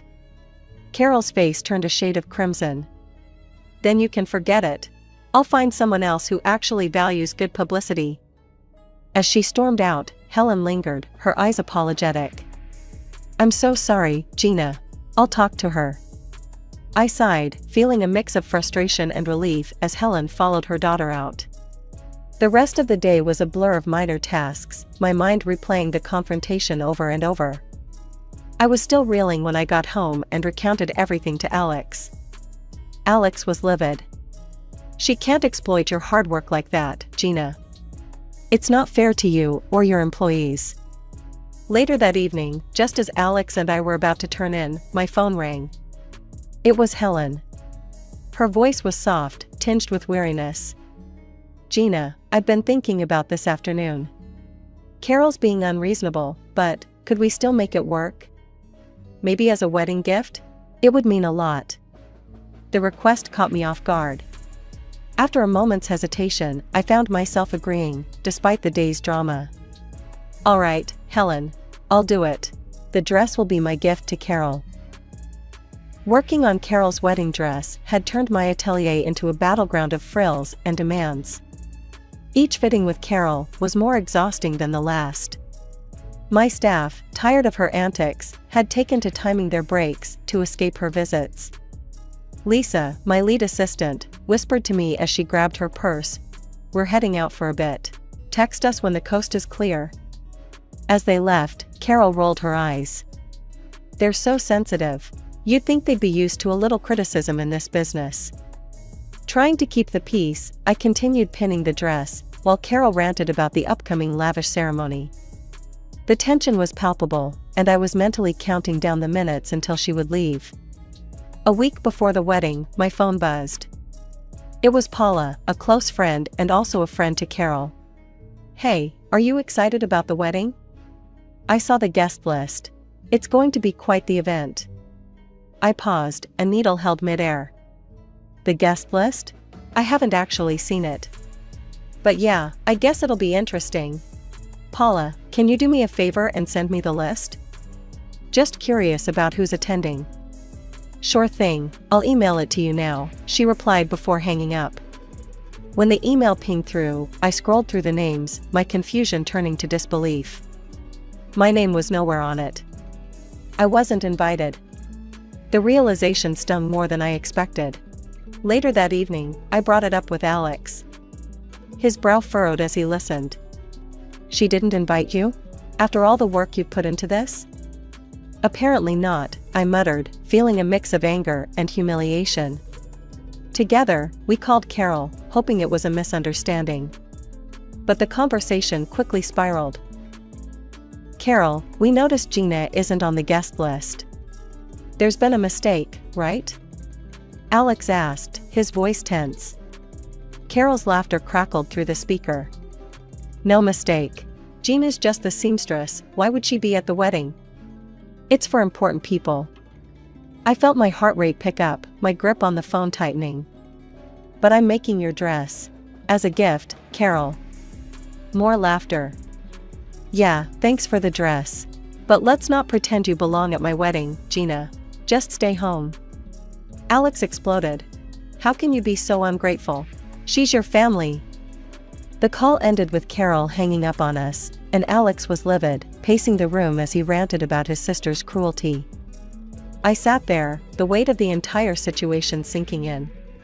The dress I'd poured weeks into, the stress I'd endured, all for a woman who couldn't even respect me enough to acknowledge my presence at her wedding. It was a slap in the face, a betrayal that cut deeper than any harsh word she'd ever said. The final fitting was just a week away, and as Carol strutted into the atelier, you'd think nothing had happened. She was all smiles and demands, acting like she hadn't just snubbed me from the biggest day of her life. As we adjusted the fit, I kept up the charade, acting as though her snub hadn't hurt me. Inside, though, I was churning. I had decided on a plan of subtle revenge, something to give me a small sense of justice, without causing a spectacle. "Oh, and I'll need to do one last thing to the dress at my workshop," I mentioned casually as I helped her out of the gown. "I'll bring it to your place on the morning of the wedding." Carol, always in a rush, barely nodded. "Just make sure it's early." "I have a tight schedule, and I don't need any delays, Gina." "Understood," I replied, keeping my tone neutral. "You won't have any issues." The morning of the wedding arrived, and with the beautifully packaged dress in hand, Alex and I drove to Carol's house. My heart was pounding, not from nervousness about the wedding but from anticipation of her discovering my little surprise. We were greeted coldly by Carol at the door. She snatched the dress box from my hands without so much as a thank you. "Alex, you can stay. Gina, you should leave now. We wouldn't want to upset the important guests," she said, her voice dripping with disdain. I kept my smile, not letting her see how deep her words cut. "Of course, Carol. Have a wonderful day." Alex looked at her, anger flaring in his eyes, but he squeezed my hand and chose to leave with me. As we walked back to the car, I felt his support bolstering me. Meanwhile, Mike and his wife Jane, who were supposed to attend the wedding, had been standing nearby and overheard how Carol treated us. Outraged, they decided then and there to skip the ceremony. Mike came over to our car before we could drive away. "I can't believe she did that to you, Gina. We're not staying either. It's one thing to be a bridezilla, but it's another to be cruel," Mike said, clearly upset. As we made light of the situation, my phone buzzed. It was a text from Paula, who had stayed at the wedding. "Something's going on. Carol looks furious. Did you do something?" the text read. I couldn't help but smirk. "Nothing much. Just gave her a little wedding gift." Alex and I had just settled down with our morning coffee, the house finally quiet, when a sharp ring of the doorbell shattered the calm. We exchanged weary looks. Something in the air told us the day wasn't over just yet. I opened the door to find Carol standing there, red-faced and seething, clutching a simple piece of cloth.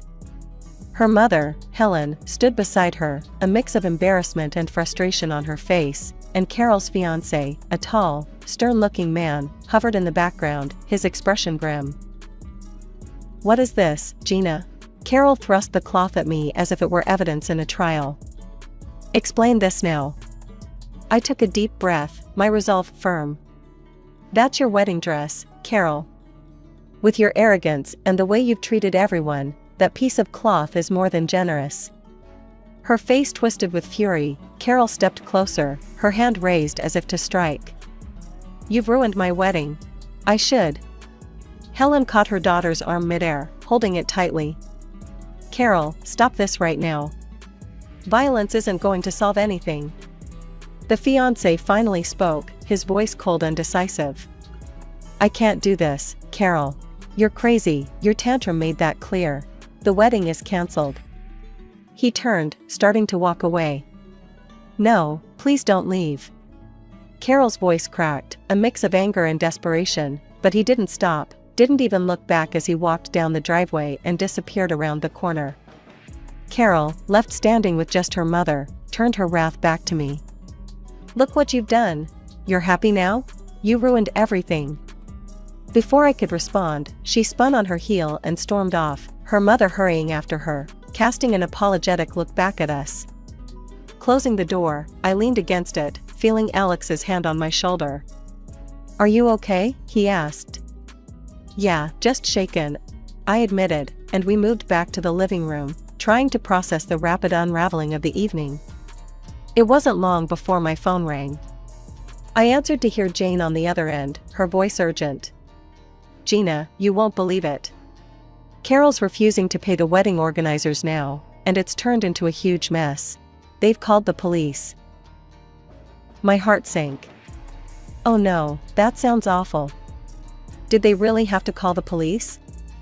Yes, she was causing a scene, screaming at them, demanding her money back since the wedding didn't go through. It escalated quickly, Jane explained. As I hung up, I sat down heavily, the guilt gnawing at me. Maybe I went too far, Alex. This all feels like it's spiraling out of control.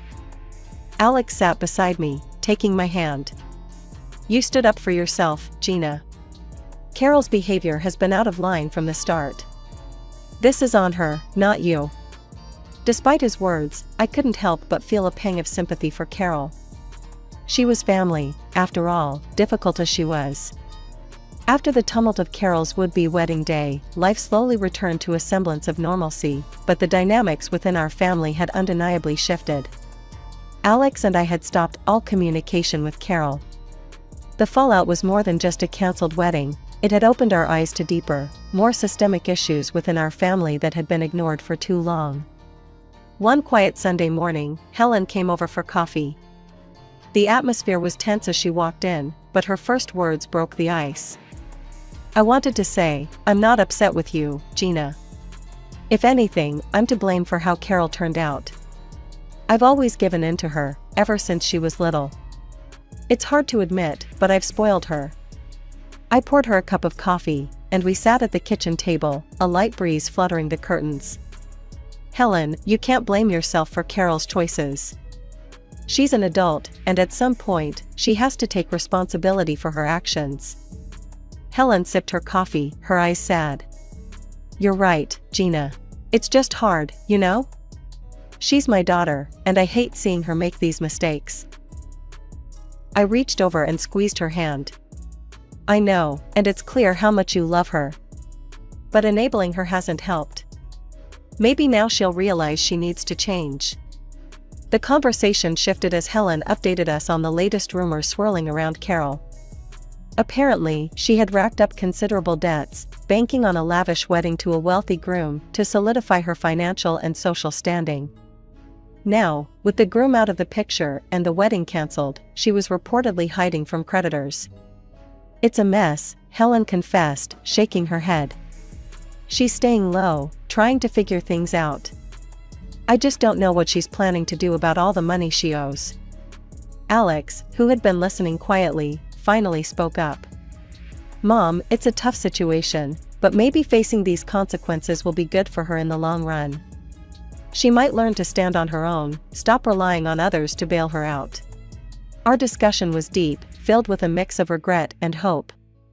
It was clear Helen felt torn between her love for her daughter and her frustration at Carol's actions. Before Helen left, she hugged me tightly. "Thank you, Gina, for being honest and for handling everything with so much grace. I'm sorry it came to this." I hugged her back, reassuring her. "It's okay, Helen. We're family, and we'll get through this. Maybe not today or tomorrow, but we'll find a way to mend things." After Helen left, Alex and I spent the rest of the day in a reflective silence. The events with Carol had left a mark, reminding us of the complexities of family relationships and the sometimes painful growth that comes from facing hard truths. I'm Sarah, just a regular woman who's seen her share of life's ups and downs. For 24 long years, I've been the backbone of a family that didn't always see or appreciate my worth. My husband, Richard, has a bit of fame as a TV presenter on a channel that's barely hanging on to its viewers. Then there's my daughter, Emily, who at 18 thinks she's got the world figured out, and my son, Mark, who moved out to start his own life at 23. After spending the best years of my life making sure everyone else was taken care of, I decided it was high time to dust off my old dreams. I used to be pretty good with dogs, even trained as a handler once. So, I got a job at the pet shelter down the road. You'd think I'd announced I was running off to join the circus, the way Richard reacted. "Working at a shelter, Sarah? Really? Have you lost your mind?" Richard scoffed as he flipped through the channels, not even looking at me. "It's just part-time, and I like it. It makes me happy," I replied, trying to keep my voice steady against his disdain. "Happy? We're not teenagers, Sarah. Grow up. You spending time with those strays is embarrassing. What will people say?" His words were sharp, cutting deeper than he probably knew. I wanted to argue, to scream that I had every right to do something for myself, but I bit my tongue. Fighting with Richard was like talking to a brick wall, only less rewarding. Emily was no better. She walked in, her phone glued to her hand as always, and rolled her eyes when she saw us. "Mom, are you still on about that shelter thing? Why can't you do something cool, like start a fashion blog or something?" "Because dogs are what I love, Em. I thought you'd be happy for me," I said, feeling the sting of her words. It hurt that my own daughter found my passion so unworthy. "Dogs? Really, Mom? That's just sad. You need to get with the times," she scoffed, her words dripping with teenage condescension as she flopped down on the couch. I sighed, looking over at Richard for some sort of support, but he was too busy grooming his image in front of the mirror, fussing over a spot on his tie. "Richard, do you hear how she talks to me? He barely glanced my way, adjusting his tie. Well, if you acted more like someone her age could respect, maybe she wouldn't talk to you like that. That stung. It really did. The dismissal from both of them was a cold reminder of what my life had become. Ignored and underestimated. But no more. This job at the shelter, it was mine. It was something I loved, something that brought me back to life after years of being whatever they needed. I went to bed that night with a plan. I wasn't going to let them tear me down anymore. I was good with animals, and the shelter needed me. Maybe, just maybe, this was my chance to find myself again after all these years of being lost in the shadows of my family. Richard always had a thing about appearances, his clothes pristine, his hair just so, every aspect of his public persona polished to a sheen. I'd spent the better part of our marriage ensuring his suits were lint-free, the creases sharp enough to cut glass. Image is everything in my line of work, Sarah. You know that, he'd remind me constantly, as if I could forget. Lately, though, something in me had started to slip. I was forgetting things, simple things, like the exact way he liked his coffee or the time of his next broadcast. You're not getting any younger, he'd joke, but the barb was always there, hidden under his chuckle. This particular evening, tension hung over dinner like a storm cloud. Emily, ever the echo of her father, was busy texting under the table, barely touching her food. I served Richard his coffee, my hands shaky from the day's stress. Sarah, where's the cardamom? Didn't I ask for it? Can't you do one thing right? His voice was sharp, each word a needle prick to my already deflating spirit. I thought I added it. Let me fix that, I muttered, fumbling through the spice cabinet while he tapped his foot impatiently. Watching me, Richard let out a heavy sigh. It's like you're not even here anymore. You're just so scattered. The bag of cardamom slipped from my fingers, scattering seeds across the tile.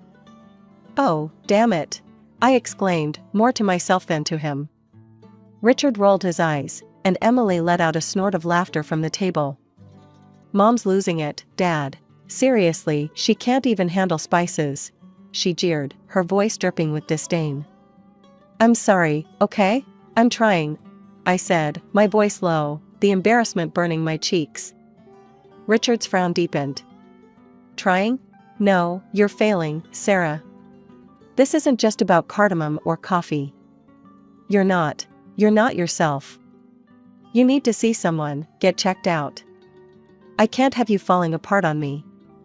His words stung, the implication clear, I was a problem that needed fixing. Emily's laughter echoed in my ears, a cruel soundtrack to my crumbling self-esteem. I started cleaning up, the seeds a tiny mess among bigger issues. Maybe I should see a doctor, I whispered, not sure if I was speaking to Richard or trying to convince myself. Maybe you should, he agreed quickly, a little too quickly, as if the idea pleased him. The rest of dinner passed in a blur. I was there, but not really. Plates clinked, forks scraped, and my mind whirled with fears of dementia and doctors. After dinner, I washed dishes, the warm water running over my hands while my thoughts spiraled dark and deep. Richard and Emily retreated to his office upstairs, their voices a murmur through the ceiling. Alone with the suds and my spiraling thoughts, I couldn't shake the feeling of being fundamentally inadequate. Was I really losing my mind? The thought terrified me. Saturday had a way of sneaking up on you, all lazy sunshine and the promise of a little peace. I was cleaning up the kitchen, wiping down counters and humming some tuneless song when it hit me. I'd forgotten Richard's coffee cup in his office upstairs. My hands were still a bit damp as I reached the top of the stairs, my mind on autopilot, planning what to do next after retrieving the dishes. But as I neared his office door, voices trickled out, seeping under the crack like unwelcome water. I paused, recognizing Richard's voice, then Emily's lighter, laughing tone followed. Curiosity pricked me, urging me closer. Do you think your mother suspects anything at all? Richard's voice, usually so commanding on screen, sounded almost giddy. Emily laughed, that high, tinkling sound that grated on my nerves. Mom? She's too busy scrubbing floors and feeding those mangy dogs. She doesn't see past the end of her nose. Richard's voice dropped to a whisper, but his words were clear as crystal. Once I bring Miranda here, things will change. We'll be better off. You like Miranda, don't you? Oh, Dad, I love her. She's amazing, smart, beautiful, everything Mom's not. She actually has a career, makes money.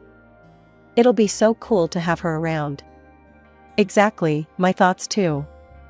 And once your mother is out of the way, we can live as we want. Miranda is eager to move in, start fresh with us. My heart pounded, the room spun, a carousel of betrayal and shock. I leaned against the wall, my legs weak, my breath shallow. This wasn't a conversation, it was a conspiracy. My family wasn't just slipping away from me, they were sprinting. I stumbled back downstairs, my mind racing, terror and disbelief jockeying for position. By the time I reached the living room, my legs gave out, and I collapsed onto the sofa, my breaths coming in jagged pulls. I must have looked a sight because when Emily came down later, her brow furrowed slightly, a crack in her usual indifferent armor. Mom, you okay? You look like you've seen a ghost. Her voice, tinged with faux concern, made my stomach churn. I couldn't confront her, not yet. I needed time, a plan. But what? Just tired, honey. Very tired. I managed, my voice a hollow echo of normalcy. Okay, well, if you need something, I guess let me know. She shrugged, her detachment reassembling itself like armor as she turned away, leaving me adrift in the sea of my turmoil. Sunlight was already sneaking through the curtains when I woke up, my mind a tangled mess of dreams and nightmares, all mixing together until I couldn't tell one from the other. For a fleeting moment, I hoped that what I'd overheard last night was just another bad dream. I shuffled into the kitchen, still in my nightgown, my thoughts as disheveled as my hair. Richard and Emily were already there, their morning routine in full swing as if our world hadn't just shifted on its axis. Morning, I mumbled, reaching for the coffee pot. The strong aroma did nothing to clear the fog in my brain. Good morning, Mom, Emily said, a little too cheerfully. Richard just nodded, his eyes glued to his phone. But then, their eyes met, and they shared a quick, secretive smile, a small, poisonous thing that didn't reach their eyes. That smile, it was like a slap, waking me up better than the strongest coffee ever could. They didn't know I'd seen it, but it was all the confirmation I needed that last night wasn't a figment of my imagination.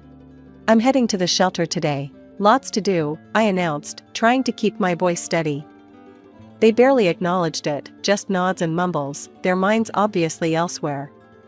As soon as breakfast was over, I made my way to the little cafe down the street where I'd agreed to meet Mark. The whole walk there, my heart was pounding so loud I could barely hear the morning bustle around me. Mark was already there when I arrived, his face lighting up in a smile when he saw me. Mom, are you okay? You look, I don't know, upset? I forced a smile, but as I sat down, the facade crumbled. Mark, I need to tell you something important, I started, my voice a shaky whisper. I told him everything, about the overheard conversation, the plans, the chilling disregard they had for me. Mark listened, his face hardening with every word. Mom, are you sure you heard right? Maybe it was out of context? I nodded, tears spilling over, despite my best efforts to keep them in check. No, it was clear. They want me gone, Mark. What am I going to do? He reached across the table, taking my hands in his. Okay, let's not panic. We'll sort this out. I'll call Dave's dad, he's a private detective. He can help us get to the bottom of this. True to his word, Mark pulled out his phone and dialed right there, explaining the situation in low, urgent tones. Within minutes, he'd arranged for us to meet the detective. We went to the detective's office, a cramped little space filled with files and the faint smell of old coffee. The detective, a grizzled man with sharp eyes, listened to my story without interrupting. When I finished, he leaned back, steepling his fingers. This is serious, Mrs. Thompson. If what you're saying is true, we need to act quickly but discreetly. I'll need some time to investigate, look into your husband's finances, his movements, check for any evidence of this woman he's involved with. Back home, I slipped back into my role, the doting wife and mother, my heart heavy, my smile forced. Richard and Emily were none the wiser, caught up in their own secretive world.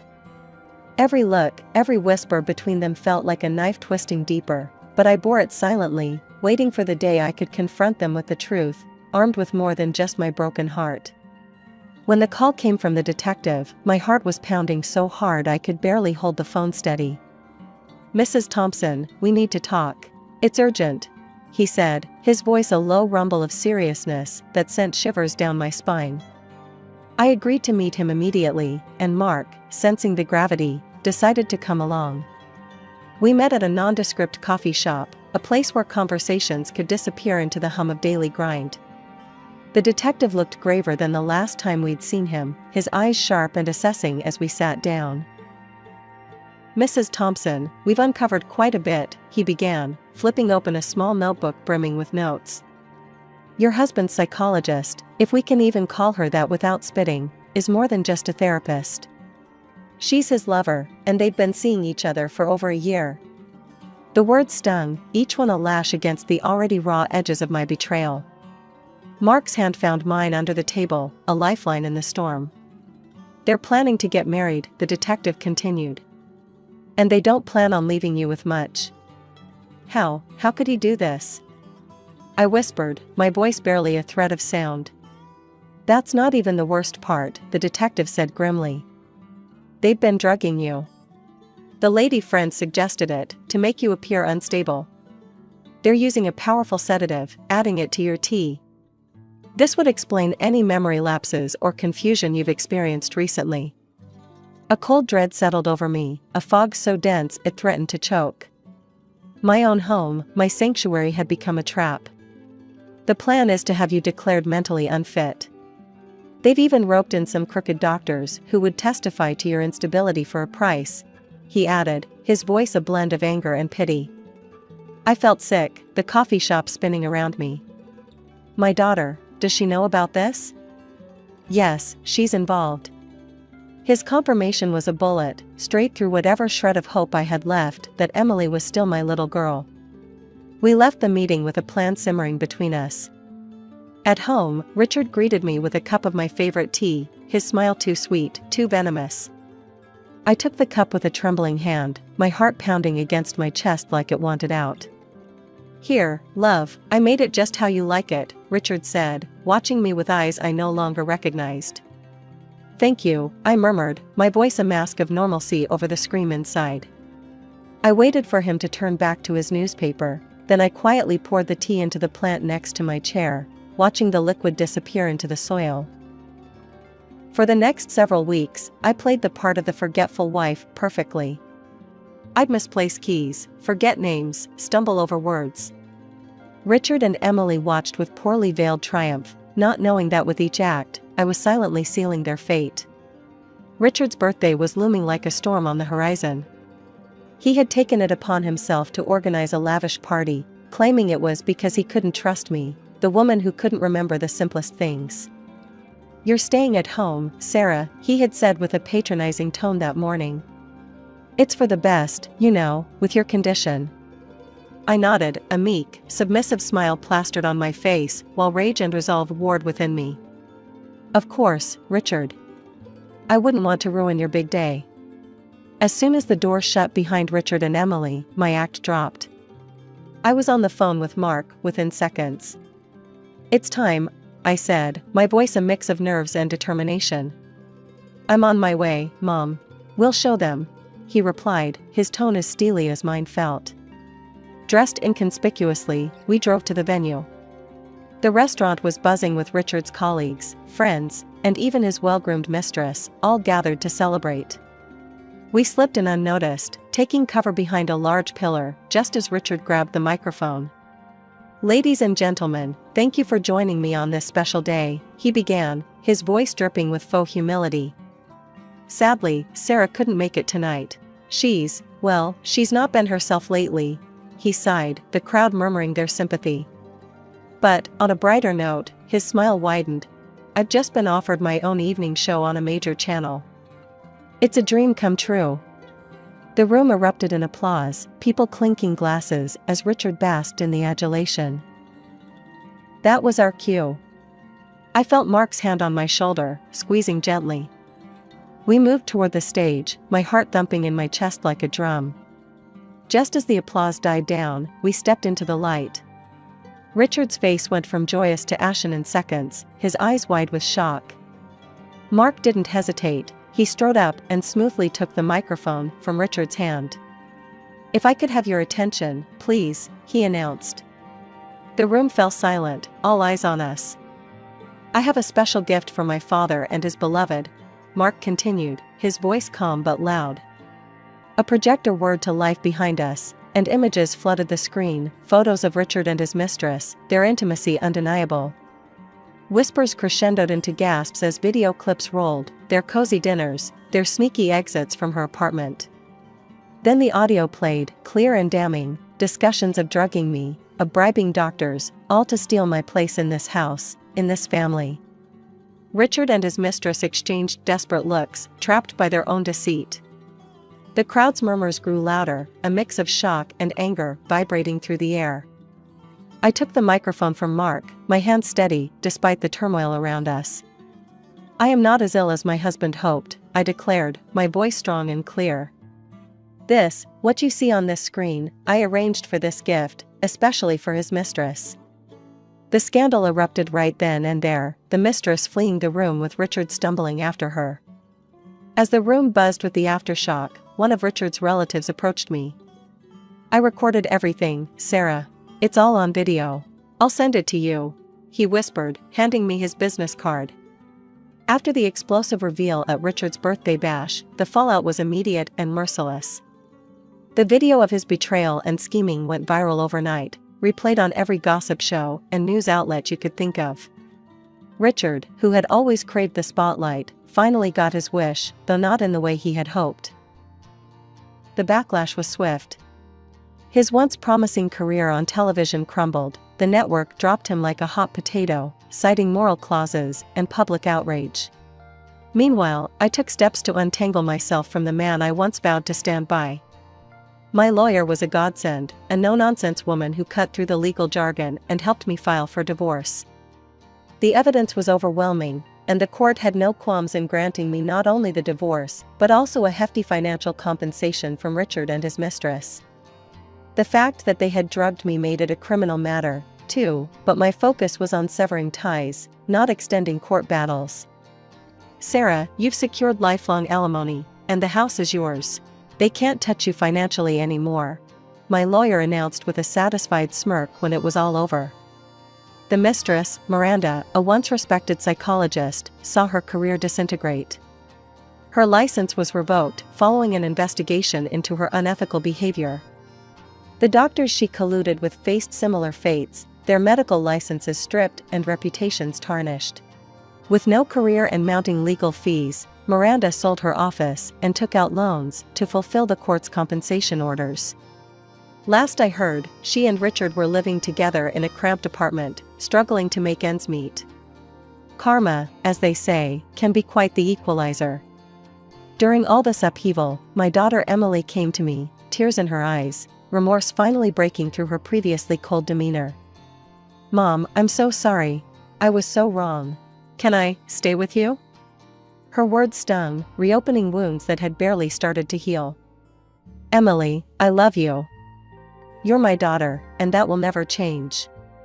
But you chose to side with your father, knowing what he planned for me. I think it's time you learn what real consequences feel like." She moved out the next day, her belongings stuffed into too many bags, her shoulders slumped under the weight of her choices.